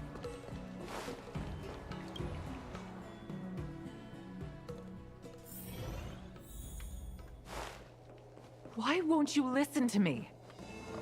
Because it's my life! Oh god.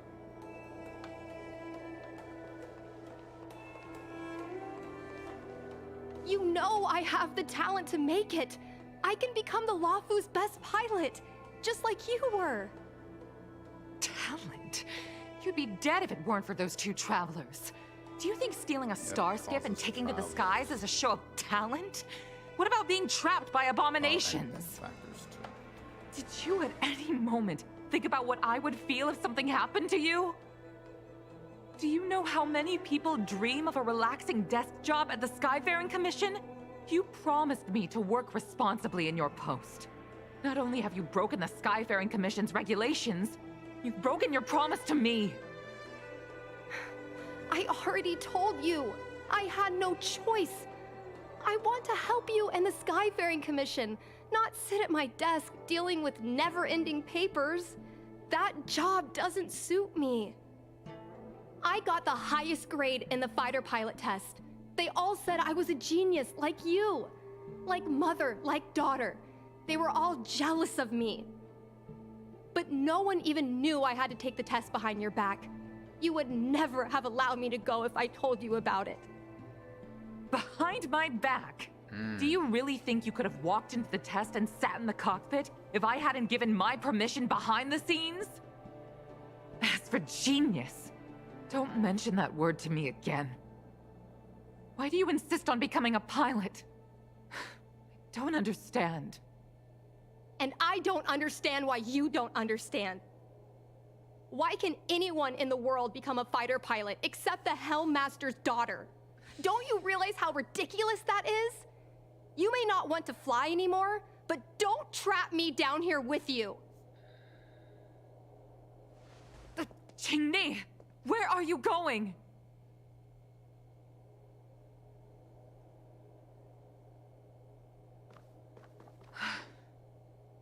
I'm sorry you had to witness this. Apologies, Madam Yukong. We should have given you some time.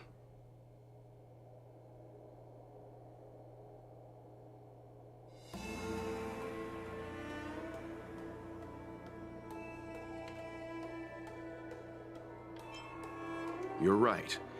An oversight on my part. On the contrary, I apologize for allowing my own personal matters to encroach on your time. We don't intend to pry into private business, Helmmaster Yukong. But if there's anything we can help with, please don't hesitate to ask. Family issues, I'm afraid. You probably heard a thing or two just now. Despite my earnest wish that she continue in her post, the situation she gets herself into sent a shiver up my tail. It's funny, isn't it? I've seen every disaster imaginable, from the abundance axis to a living planet. I thought I'd forgotten what fear was. But when I fought alongside you, I realized there are still things that can terrify me. I'm sorry. Talking about such vexing matters is unbecoming in front of guests. I invited you here to gain a better understanding of the Express, not bore you with these trivialities. Oh, I prepared refreshments for you. Please, you must try this excellent Whaletide spring.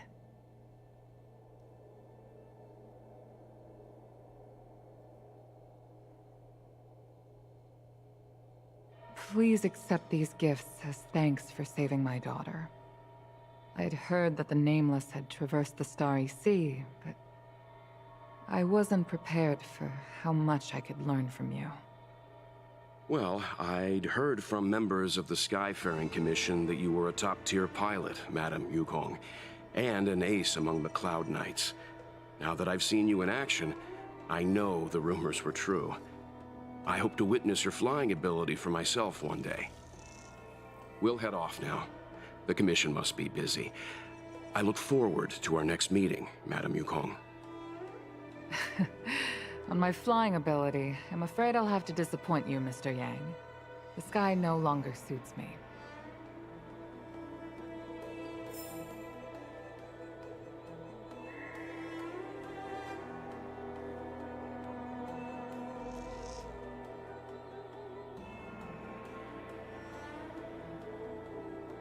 Huh? Why am I just crazy? Go.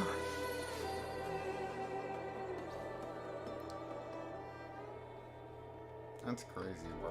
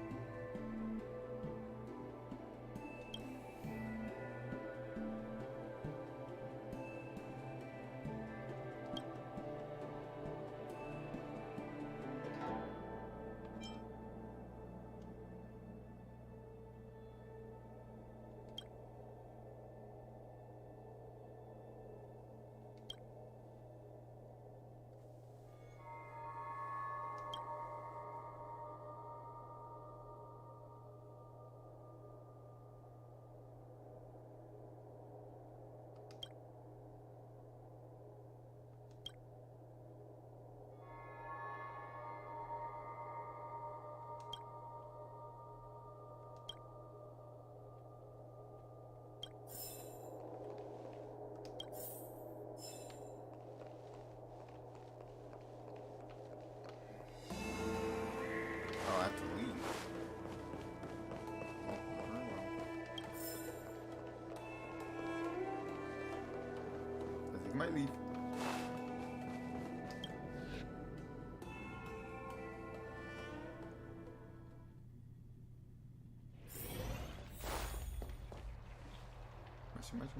You too, please, wait!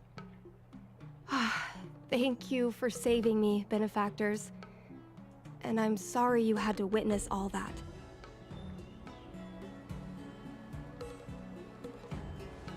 So you've experienced it yourself, benefactor. That's great. I mean, I'm happy I finally found someone who can understand me. But I've had the hairpin ceremony. I'm an adult now. I have the right to pursue my dreams. Mom still insists on sheltering me under her wing, as if I can't even stay alive without her.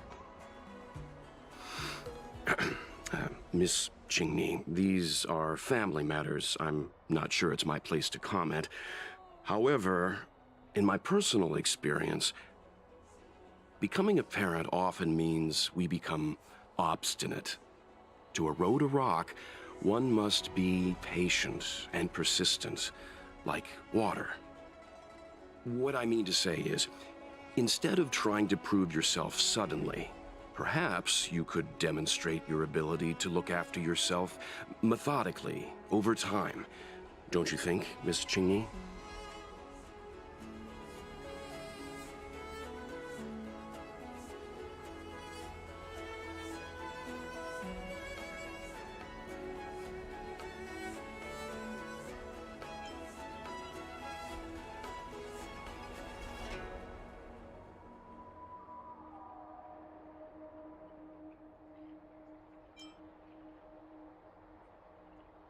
My mom is actually a reasonable person, but she gets unreasonable as soon as I mention flying. She hid my Starskiff toys, dragged me away from the port when I stayed behind to count ships, forced me to study for ages. I did everything I could to work my way into the Skyfaring Commission.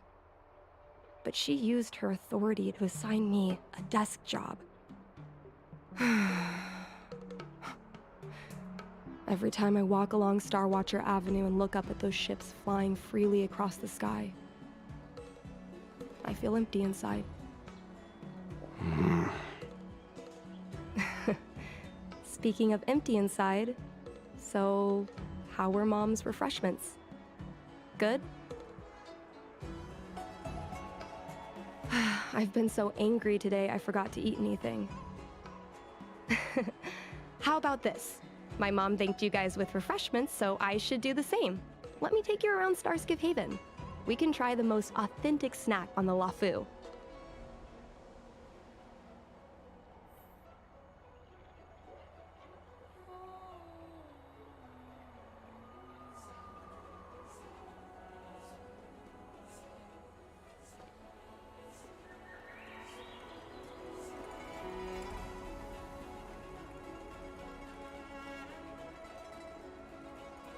Huh?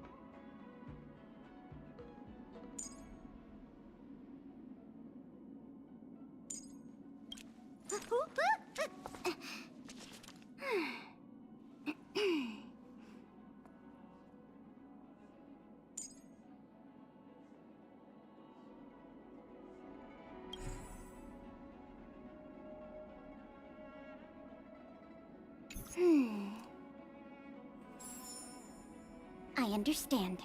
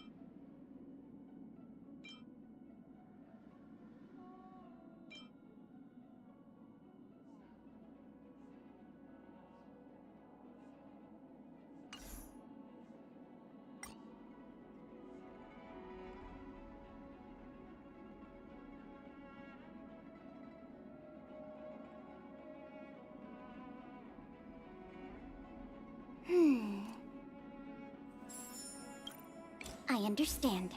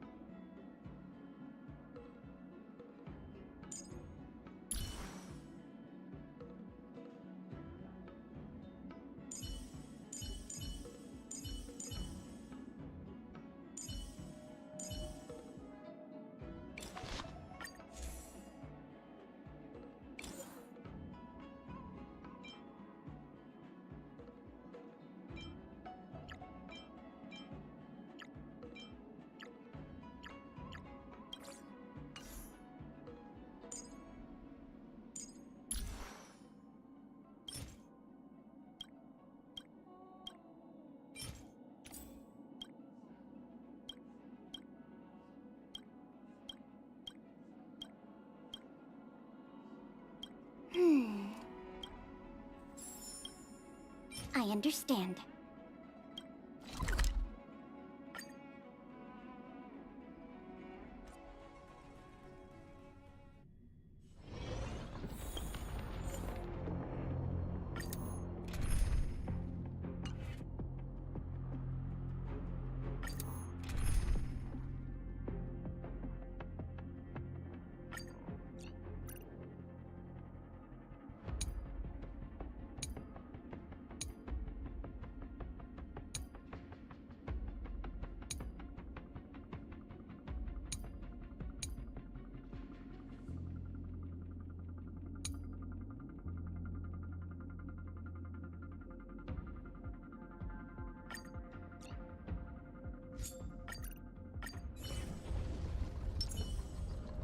Enemies ahead.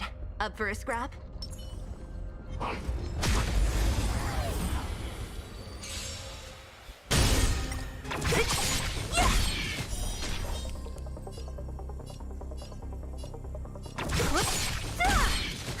Morin, time for a buzz.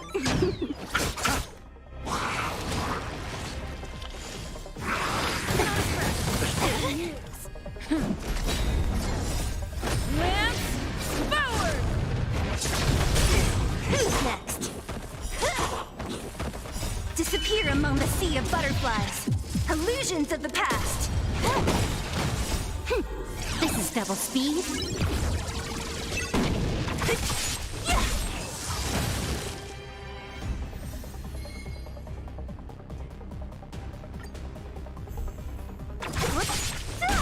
Can I have fun this time? Time for a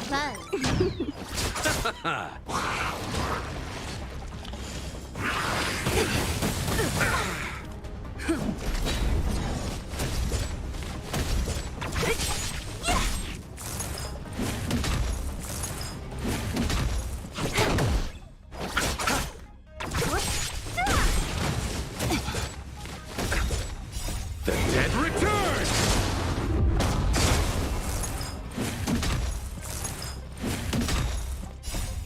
Lance forward!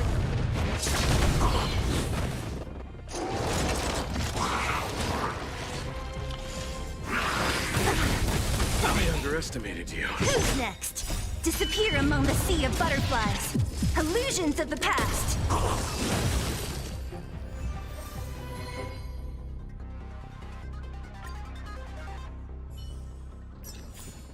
Reach the end of the story in your own way.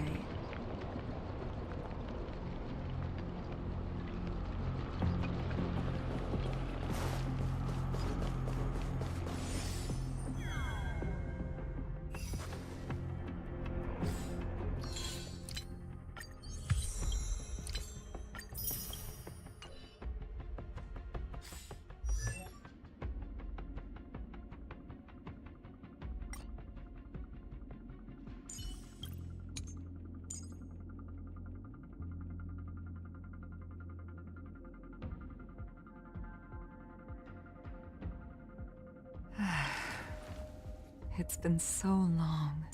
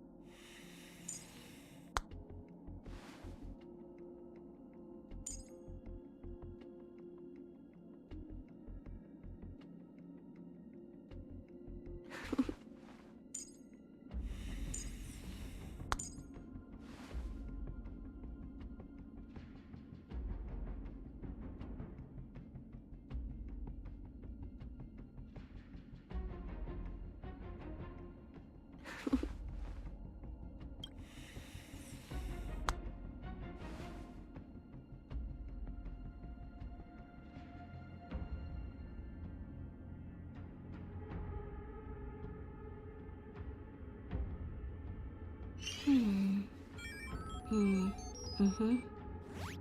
The server's still not open.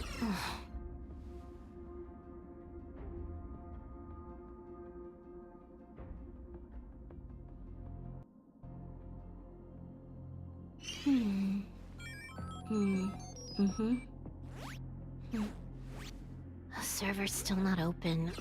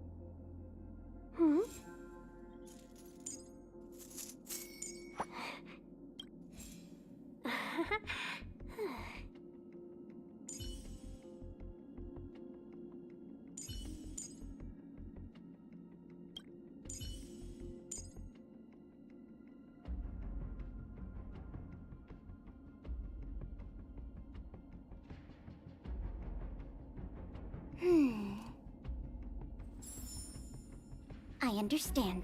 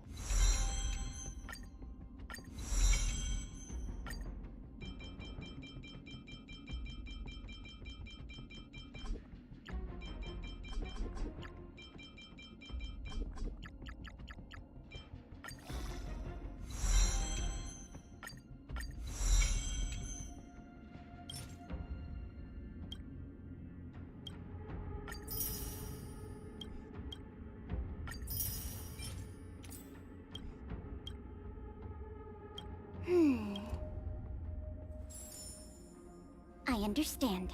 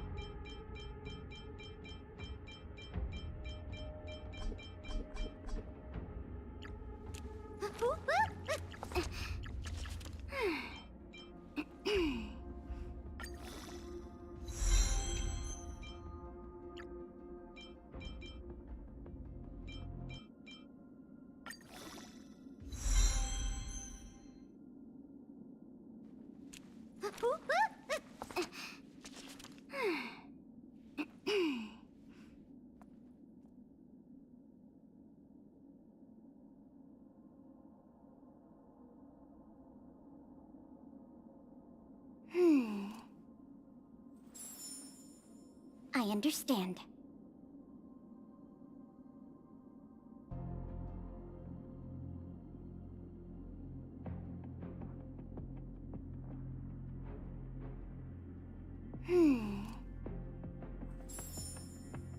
I understand.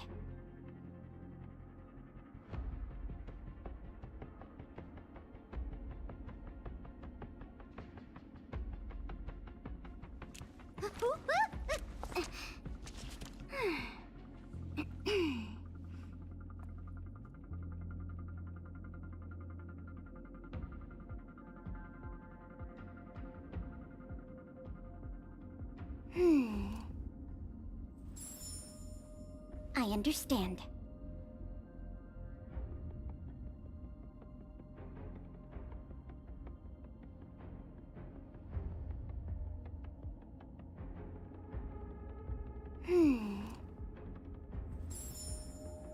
I understand.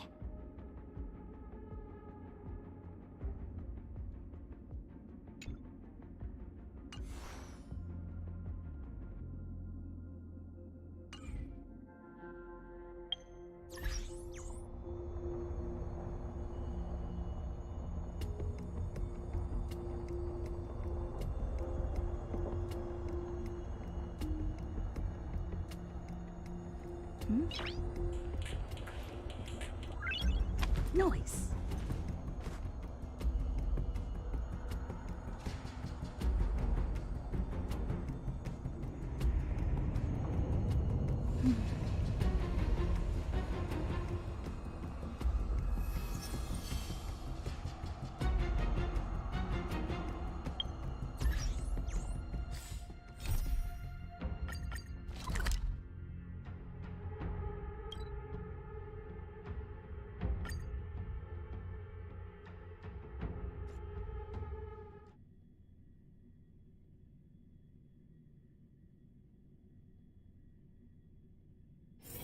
It's getting late. Where to now?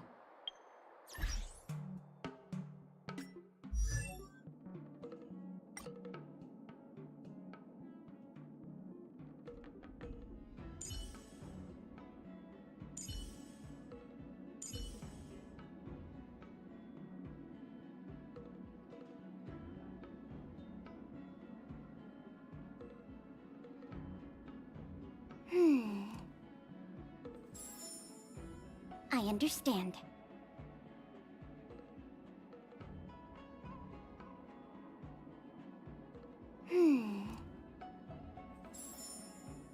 I understand.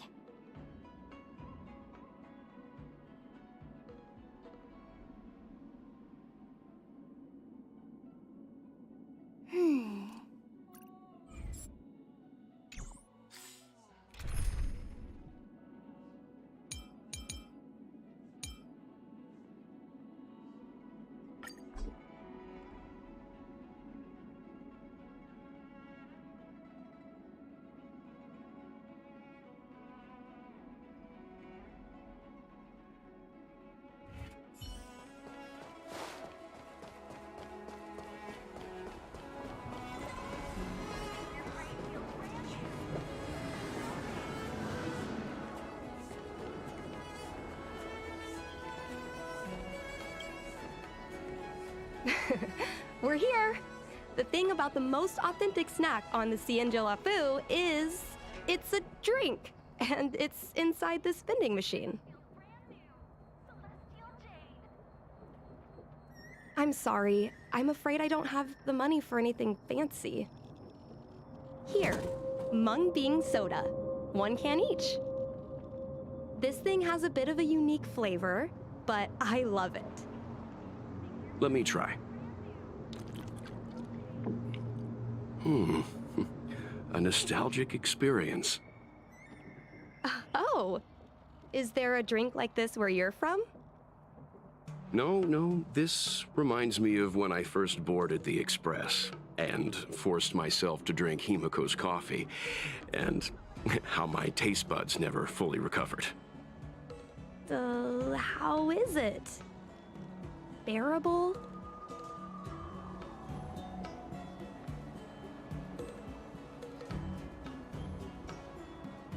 Whoa! I've never met a traveler who could down a mung bean soda like that. But I guess not everyone can accept what I like. Just like flying. Well, don't force yourself. Let's go somewhere else. Ooh, I know a really great place in Starskiff Haven to Starskiff watch.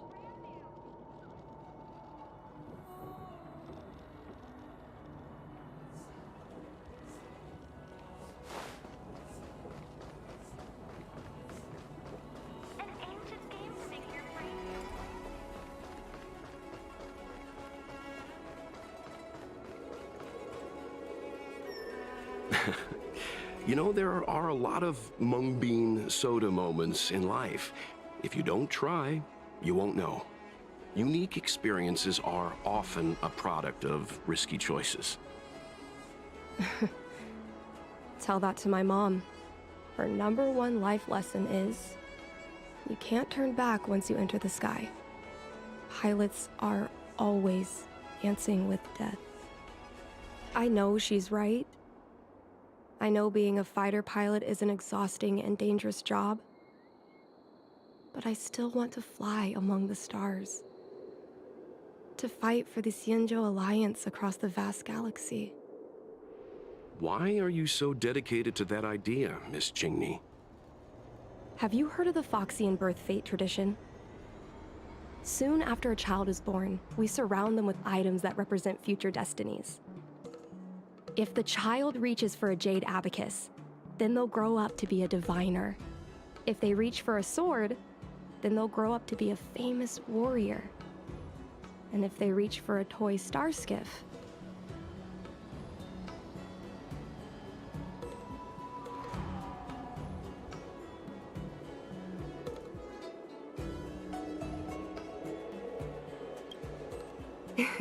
that's right. Mom reached for the starskiff and showed a natural talent for flying. General Jing Yuan recruited her to the Cloud Knights as soon as she was old enough. That's how she became a fighter pilot. Later, she achieved miracles. One time, she destroyed 3 beast ships in a hail of Barisan anti-aircraft fire, like an arrow tearing through a thunderstorm. She also holds the Skyfaring Commission records for speed and enemy vessels destroyed. I'm proud to be Madame Yukong's daughter. I've wanted to become a legend like her for as long as I can remember. I can imagine. A parent is often a child's first hero, and their image can influence their whole life. She never told me any of those stories herself. And she hasn't piloted a star skiff since the 3rd Denizens of Abundance War. She doesn't even bring up her military achievements. I used to watch her fly when I was young. Then one time, I stole a star skiff and I tried all kinds of difficult maneuvers. Turns out I was as talented as she was. Not only did I survive the flight, my landing was perfect. I remember feeling so happy when they took me to see my mom. There I was boasting about the flight, expecting her to laugh, pat my head, say, "That's my girl," or something. But boy, I've never seen her so scary. I admit, I deserve to be punished. You can't let a kid get away with stealing a star skiff. But my mom was angry about more than that. She was angry because I viewed her as a role model. Because I had the same talent as her. I don't understand it. Parents never want their children to be in danger. I think I can understand, Madame Yukong. But flying is the only thing I want to do. I've already touched the sky.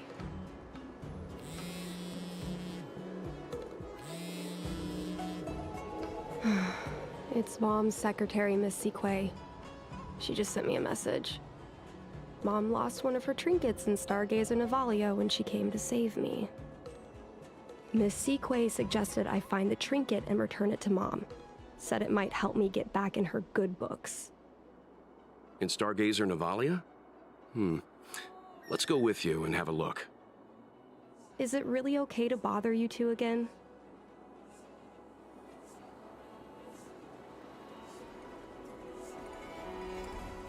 Indeed. You're two kind benefactors. I'll treat you to something better than mung bean soda next time.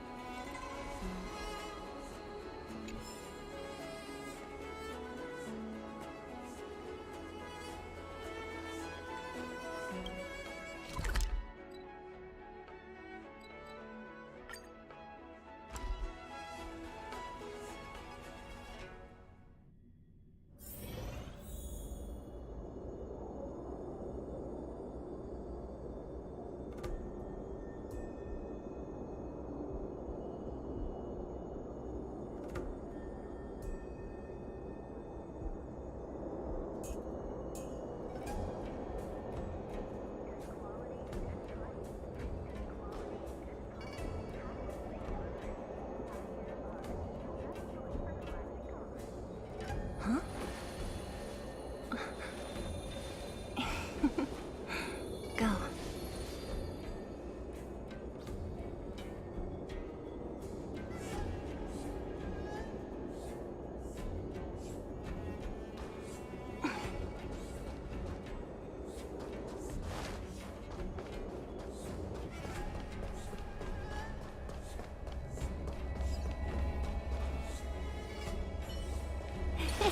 Cool it!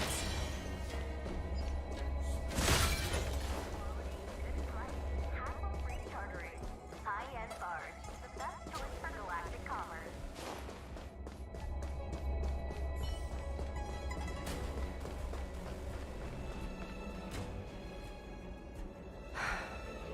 The fight with the abominations was pretty chaotic.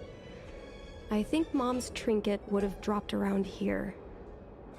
Do you know what it looks like, Miss Qingni? Let me think. It should be a little square thing. She's usually got something like that on her. This is your area of expertise.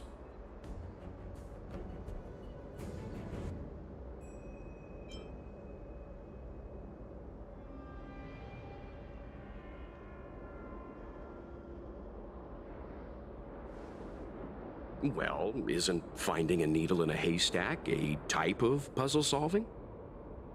Your powers of perception are impressive. No matter how well a treasure chest is hidden, you're always able to spot it. I think you're the right person for the job.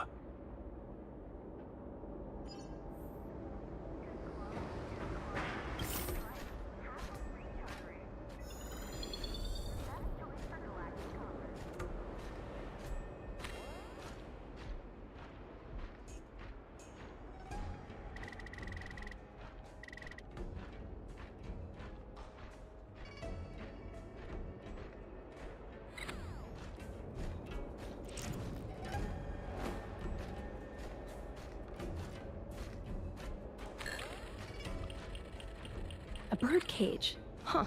That reminds me. Have you guys heard of the birds that live in the Everhunt Plains? They have beautiful feathers, but you can't domesticate them.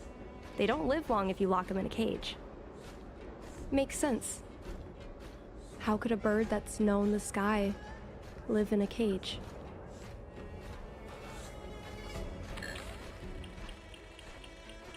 Come on, are you kidding? It's a trinket, remember? You think my mom would carry this with her? It's a beautiful vase, though. What an intricate pattern. Isn't that the Divine Beast fortune pattern? You're so smart, Mr. Yang. Well, I only recently found out about it.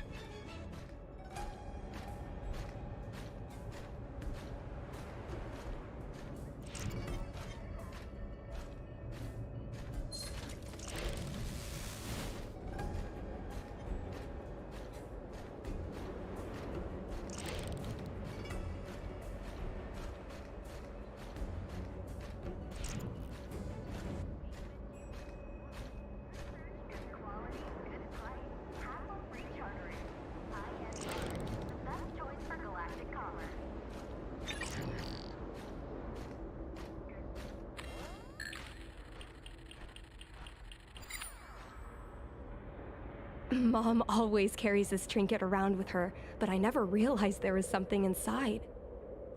Is this the Hunt Crest?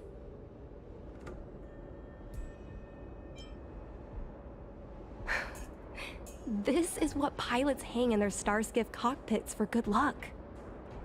It must be very close to Helmmaster Yukong's heart. Let's head back, Miss Qingni.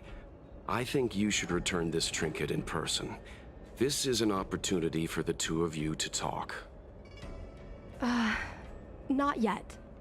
I want to go back later. There's something I hope you two can help me with first. If you want us to help you persuade your mother, I'm afraid that could be difficult. It's not easy to solve a family dispute as an outsider. No, you misunderstand. I just want to know what she's thinking. What turned an ace pilot, someone who loved to fly, into someone like her? My mom clearly misses her flying days, otherwise she wouldn't keep this on her person.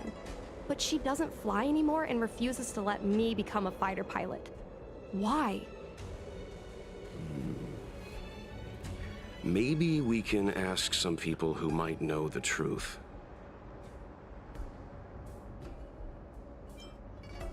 If the Helmmaster herself is reluctant to talk about it, then the Skyfaring Commission staff would be even less likely, even if they know the truth. I think we should try General Jing Yuan first. He promoted Helmmaster Yukong himself. He probably knows more about her past than anyone. General Jing Yuan? Are you sure it's okay to go straight to him? Oh, right. You're the General's guests. Even so, This is asking a lot of you. No problem. If we can get to the bottom of why Helm Master Yukong no longer flies, we might be able to find out why she doesn't want you to be a fighter pilot. We can't help you too directly, but an indirect conversation like this might give us a clue on how to convince your mother. Yes, leave it to us. In that case, thank you so much, benefactors. I'll head back to Starskiff Haven. I'm not ready to return to the Skyfaring Commission yet.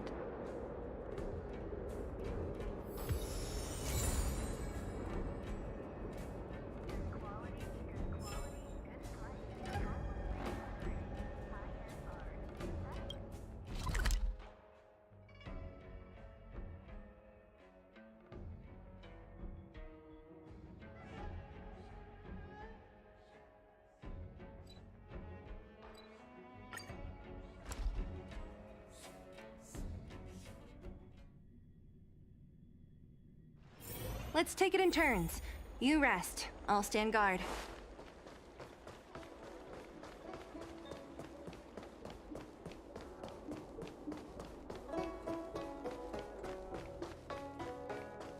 What is your purpose for entering the seat of divine...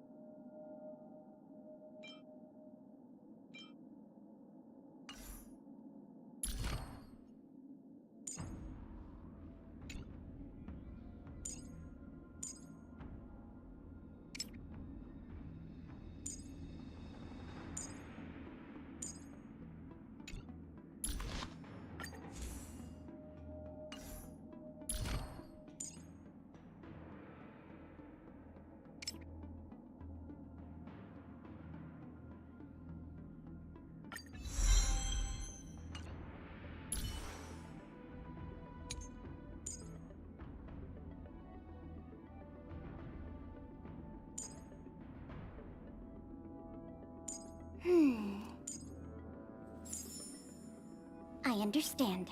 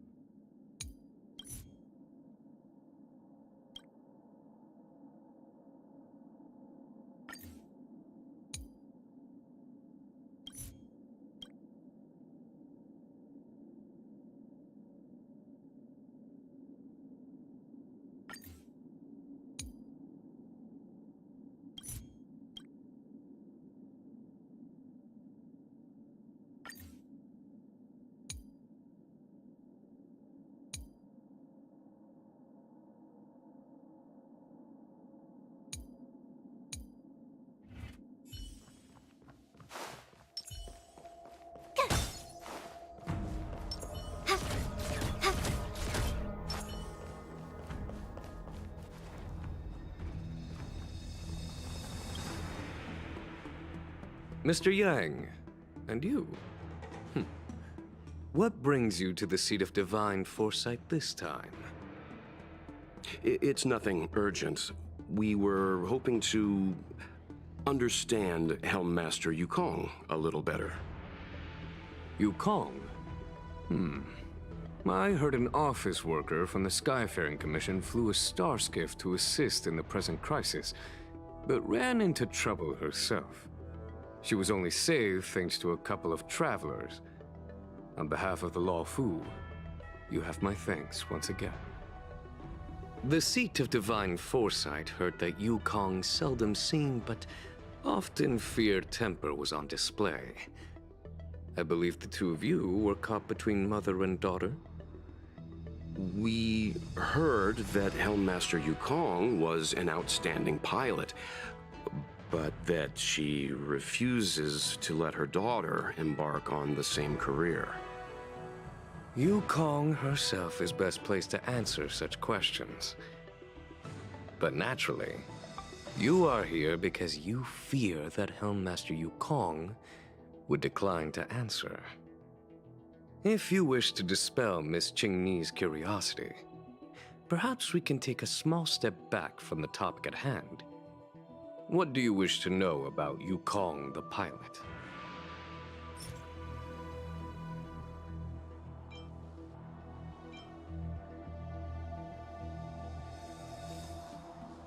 Oh, this is a divine object from the Rainbow Arbiter? Where did you find this?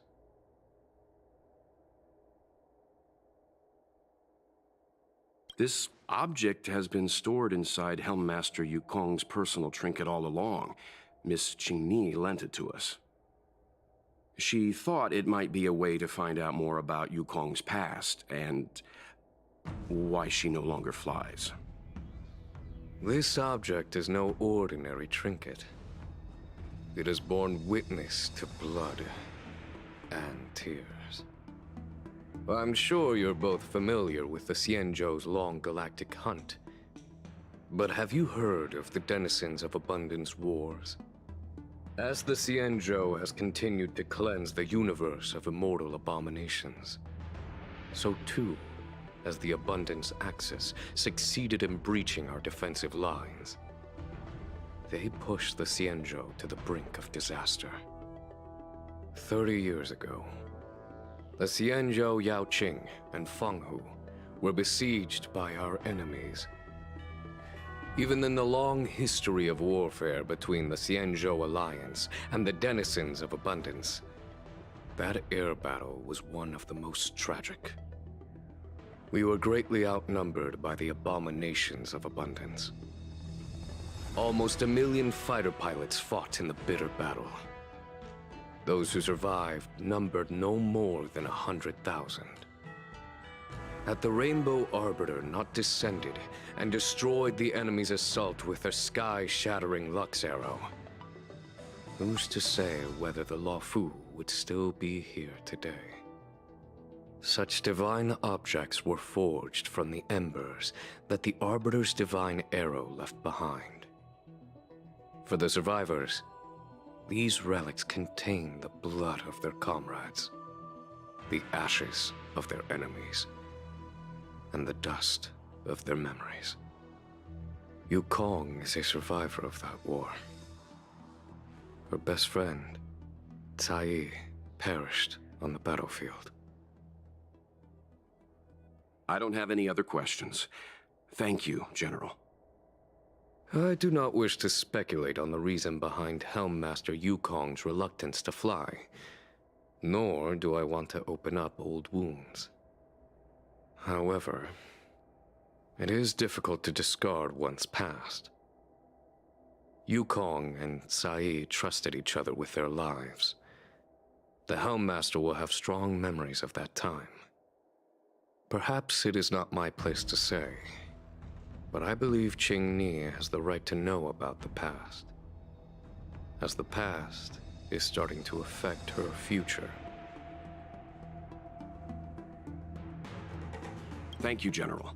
We apologize for taking up your time with such triviality. Mr. Yang, you jest. How can harmony between parent and child constitute a triviality? If you ask me, the mountains of documents and the seat of divine foresight are the only triviality around here. We'll take our leave. Let's go. We should head to Starskiff Haven and find Qingni.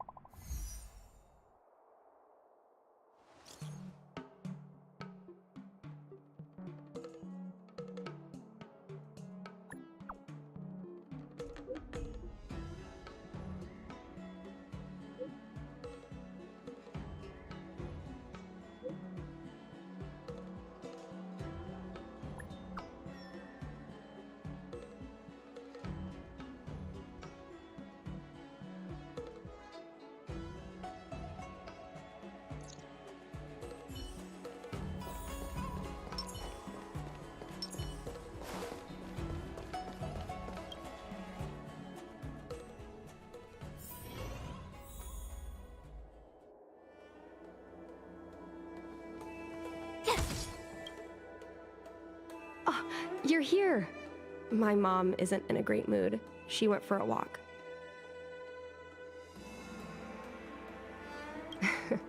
My mom isn't the irresponsible type. She only skips work if she's managed to delegate everything. You two are very similar. Well, we do both like to take a walk after a fight. The only difference is that I come to this side of Starskiff Haven and she heads to the other. That way, we don't bump into each other. Really? I think it's silly. Anyway, did you find anything out from General Jing Yuan?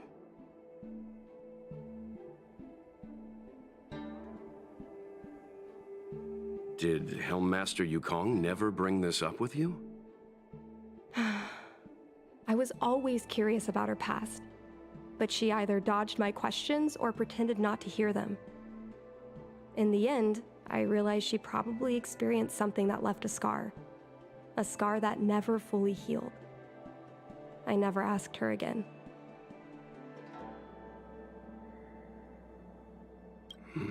Indeed. That's probably why Yukong was never willing to fly again after the battle, and why she forbids you from flying. So she doesn't want me to fly because she remembers the pain of losing her friend. And she thinks that my talent makes it more likely that she'll lose me in the same way? I can't guarantee that's what she's thinking, Miss Qingni. You should talk with her yourself. You're right, Mr. Yang. But I still have something else to check first. This pass that General Jing Yuan mentioned is probably archived in the Palace of Astrum. I remember watching her handle a document with great care before she filed it away. It looked like a diary. Do you still remember where it was filed, Miss Qingni? Vaguely. But there are so many files stored in the Skyfaring Commission. Could I ask you benefactors to look for it with me? A couple of Outworlders going through Skyfaring Commission files isn't a good look. I'm afraid we can only accompany you, Miss Qingni. You'll need to do the searching yourself. Of course. You're right. Sorry.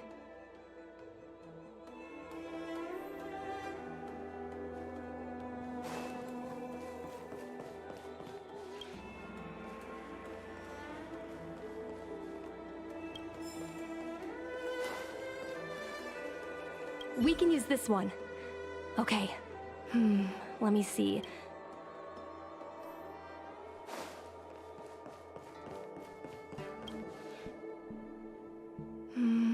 It should be here. Let's see. Yes! This is Mom's diary! Miss Qingni, I don't think the two of us should be reading your mother's diary. It should be fine. This is from decades ago. For you travelers, that's more than half a lifespan. No, I still think I shouldn't read it. You stay here with Miss Qingni. I'll be waiting over there. Fine. Is it really that big of a deal? I'm sure they're just her notes on life as a pilot. I understand. I can tell Mr. Yang is a principled person. There are some lines he won't cross. Let's read it together. Maybe her diary holds the key to all of this.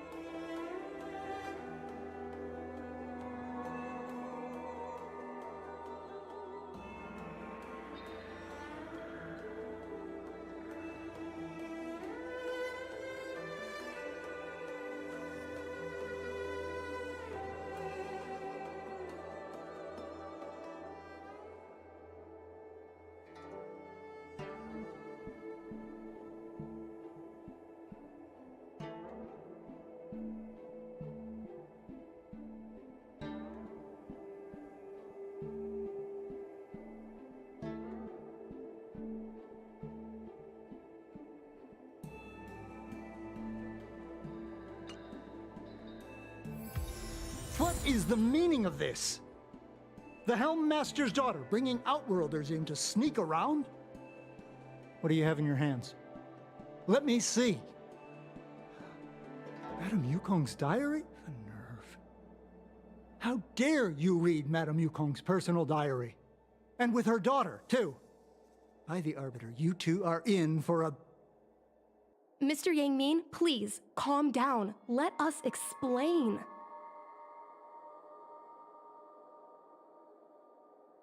I see. Qingni, I know Madame Yukong's position on you becoming a pilot is tough for you to accept, but she has her own concerns. I understand, Mr. Yang Ming. But now, compared to becoming a fighter pilot, I'm more interested in knowing what my mom went through. I want to know what happened, how she went from ace pilot to Helm Master. I've been here for a long time, Qingni. If there's something you wish to know, just ask. But don't go rummaging around. That's a bad habit.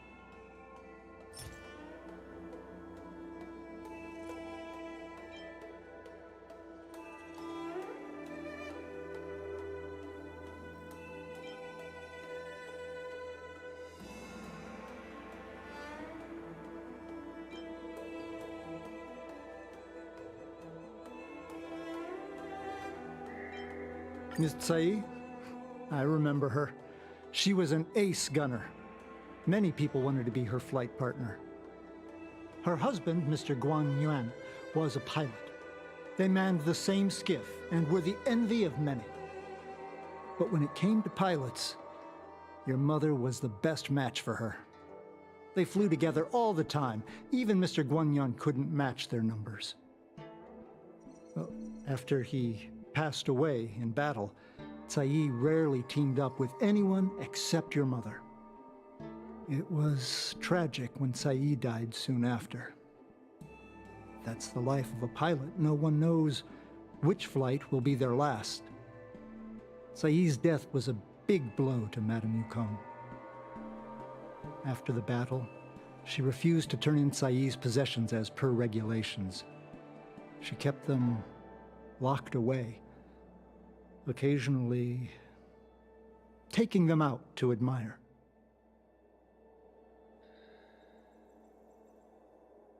Nonsense. As a Xianzhou native, I've lived long enough to remember more than the Foxian pilots could ever hope to. In the end, all the ace pilots perished. The only thing I can do is to remember them and ensure they are not forgotten too soon. Where are Miss Tsai's possessions stored? Thanks for telling us all this, Mr. Yang Ming. You're welcome. I know this is important to you. I suppose you're going to go through Madame Yukong's office desk next. I can understand your position, Qingmi. I'll take my leave and pretend I didn't see anything. After all, it's an unwritten rule that subordinates should be absent when their superior's privacy is exposed. Please don't tell your mother that you saw me today. Got it.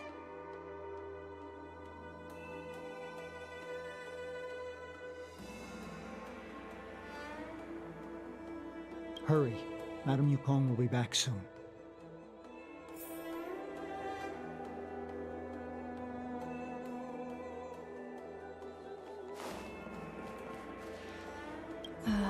My mom keeps lots of stuff in her desk. Let's have a look.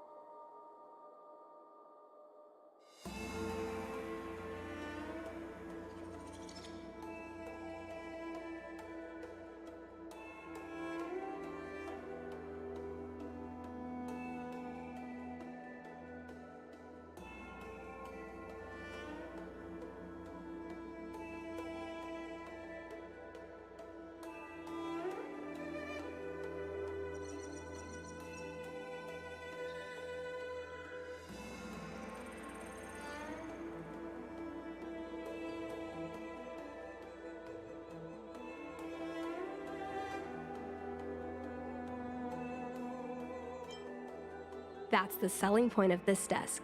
Super simplistic design with super spacious hidden compartments. Lots of office staff use this desk. There are hidden compartments on the left, right, and under the desktop. Which one should we check first? Got it. This looks similar to Mom's diary, but it looks like it belonged to Miss Tsai.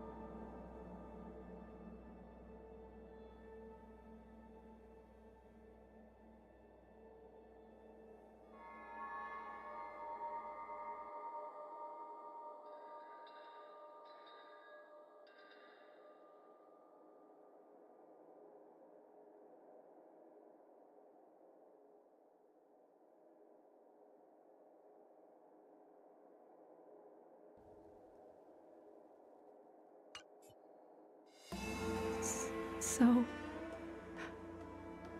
I was adopted? And this Miss Sae was my real mother? I suppose I've always had a feeling. But now I know the truth. I feel like I'm dreaming. Don't let that child touch the sky. Is this why Mom refuses to let me become a fighter pilot?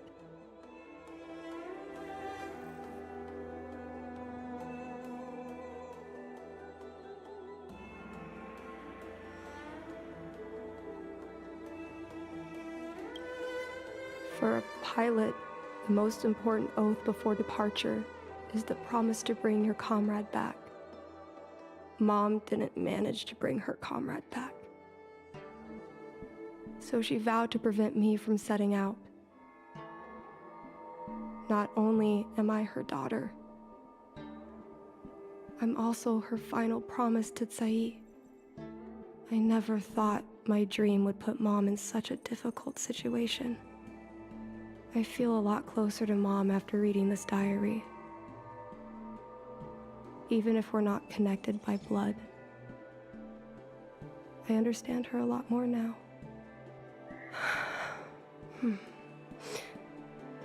Can you come with me one more time? I want to have a proper chat with Mom.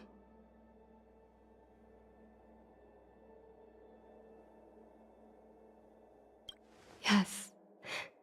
Thank you.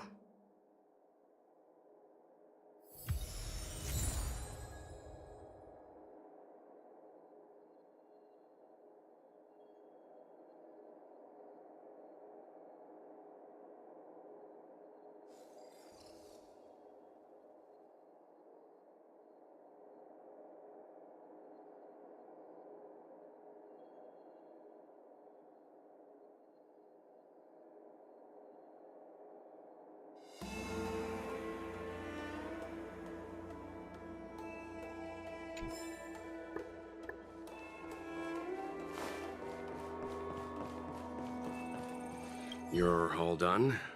Did it go smoothly?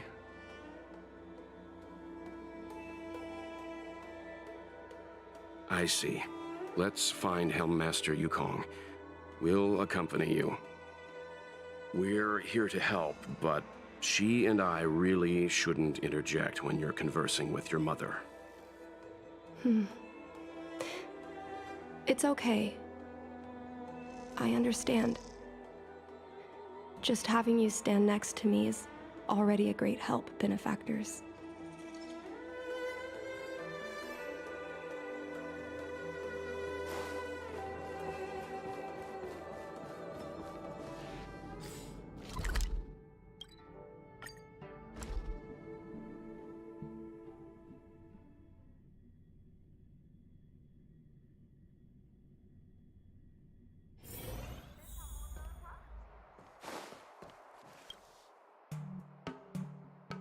Mom?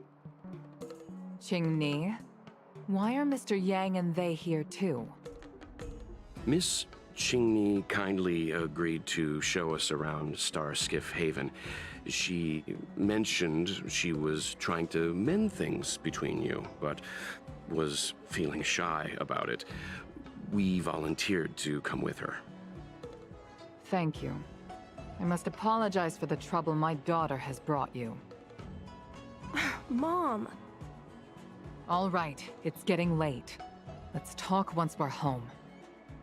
Actually, I want to talk to you about something right now. I want to become a fighter pilot, no matter what. We've talked about this many times. No means no.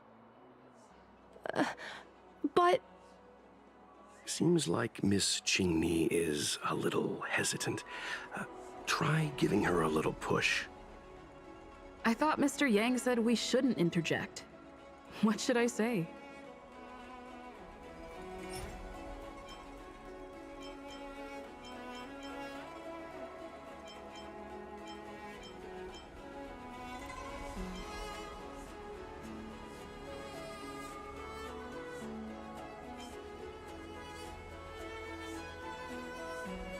It's clear that Yukong suffered greatly after that terrible war. Is that why she doesn't want Qingni to be a fighter pilot? Doesn't seem like something to bring up now.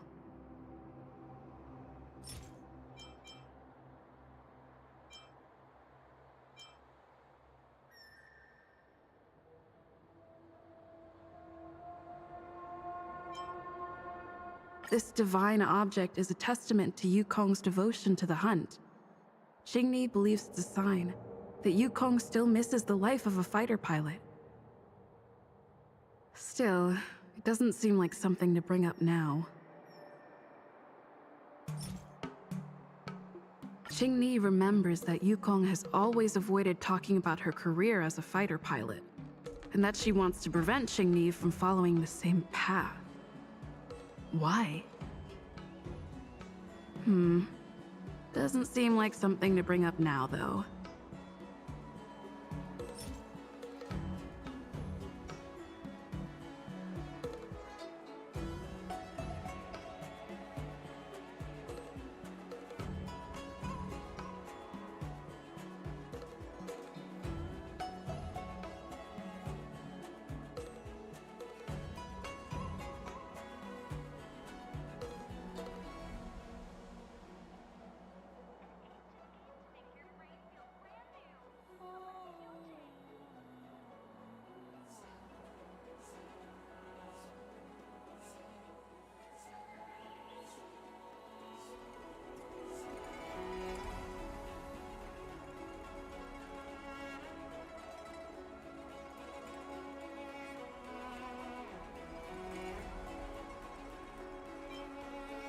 Qingni's birth mother, Cai Yi, was Yukong's lifelong friend. When Cai Yi passed away in that devastating war, Yukong adopted her daughter. Perhaps this unbearable memory is the root of Yukong's concerns. Still, it doesn't seem like something to bring up now. Is that Cai's diary? How did you... I understand now. I'm sorry, Qingni. I cannot support your dream because I made a promise to someone else. I don't expect to gain your forgiveness. I just hope you can understand my reason. Mom, what are you talking about? I'm your daughter. Our bond is bigger than forgiveness and reason. I'll listen to anything you have to say. Just like you, I once longed for the sky. I know what it feels like to fly through infinite space, to be surrounded by the vast expanse of nothingness, with unimaginable splendors looming in the distance, to float like a single leaf in the fathomless stellar sea. Some called it loneliness, but we called it freedom. Cai was like that too. We're friends since childhood. We flew starskiffs everywhere, causing trouble until the Knights caught us and dragged us before General Jingyuan. We soon became the most elite fighter pilots of the Skyfaring Commission. It wasn't an easy life. You could even say it was a cruel one. You never knew if the friend next to you would make it back alive. Of course, the same could be said of yourself. But those are my best memories. You would strike out into the sky, repelling demons and upholding justice. The blood we shed bore witness to it all. The life of a Foxian is short and fleeting. Surely we should dedicate ourselves to such glorious aims. System space all clear today. Great weather for flying. We're engaging the main Borisin fleet this time. Don't get too excited. Huh? Sounds like maternity leave knocked the wind out of your sails. Feeling rusty? Oh, shut it.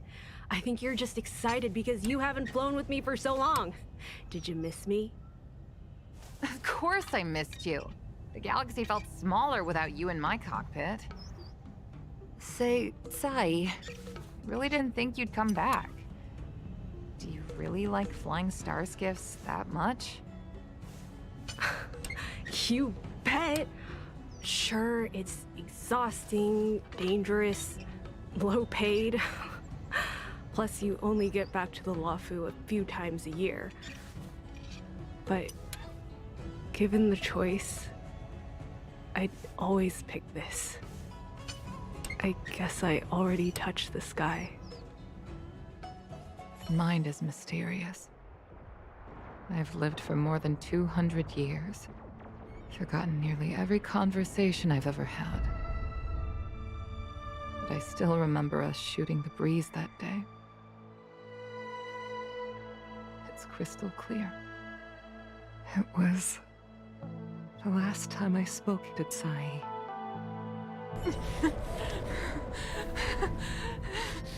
Sai? Hold on, Sai. Sai, open your eyes. Sai? Thank you. Yukong.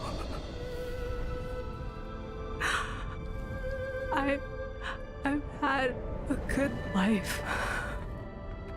But please, don't let Jingli walk the same path. Don't let her become a fighter pilot.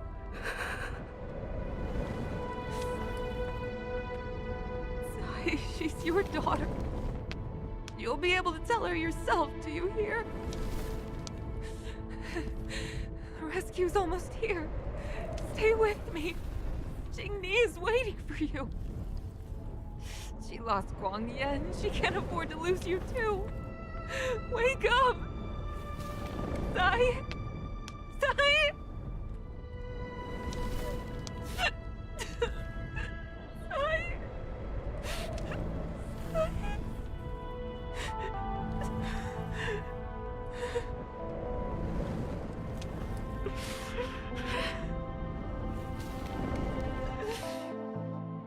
When I climbed out of the burning carcass of the star skiff, I looked up into a clear sky, pure and seemingly unadorned by the atmosphere that arced far above us. It was the most beautiful sky I had ever seen. But all I could feel was unbearable pain. I sunk to the ground and gazed up helplessly. In my dream, that was the day I died. Mom, this is the first time I've heard you talk about this. But I'm not a little girl anymore. The road of a fighter pilot is a cruel one. I know that now. But I won't hide from it. I'm not afraid to walk the same road as her. If my sacrifice can bring happiness to the citizens of the Xianzhou, then I'm ready for it. You are so very similar to Tsai. The more outstanding you became over the years, the more fearful I turned. I've known for a long time you were ready, but I was not. You know, the cruelty has never claimed victory. Me, Sai, your father Guang Yan. We were prepared for the worst when we enlisted. But do you know how we won that war? The war that took away Tsai and the lives of hundreds of thousands of fighters. The Rainbow Arbiter's divine arrow. Yes. The mighty blessing of the Rainbow Arbiter annihilated all abominations in a single strike. We had to pay with the blood of hundreds of thousands of soldiers just to halt their advance. If crushing our enemies was as easy as breathing for the Rainbow Arbiter, then what purpose did our sacrifices serve?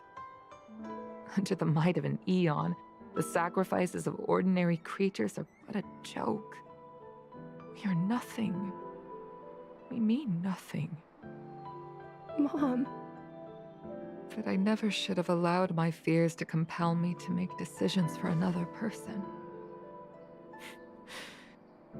Even if that person is my daughter, I brazenly interfered with your choices. I am sorry. That is my failure as a mother. Mom, you don't need to apologize. Really, you don't need to. I'll take you to fill in the paperwork tomorrow. You'll start as ground crew, just like Tsai and I did. I believe that one day, you'll make an outstanding fighter pilot. Huh? Really? Thank you, Mom. Thank you. Thank you. Thank you. I was afraid of you following in my footsteps, and more afraid of you taking after Tsai. But if this is your choice, then I'm willing to support you, even if you live to regret it. Mom, I have one last request. Tell me. I want to fly with you at least once.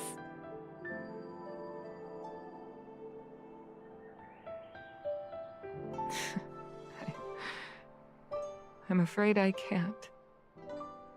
I won't be flying anymore. But why? Because I already touched the sky.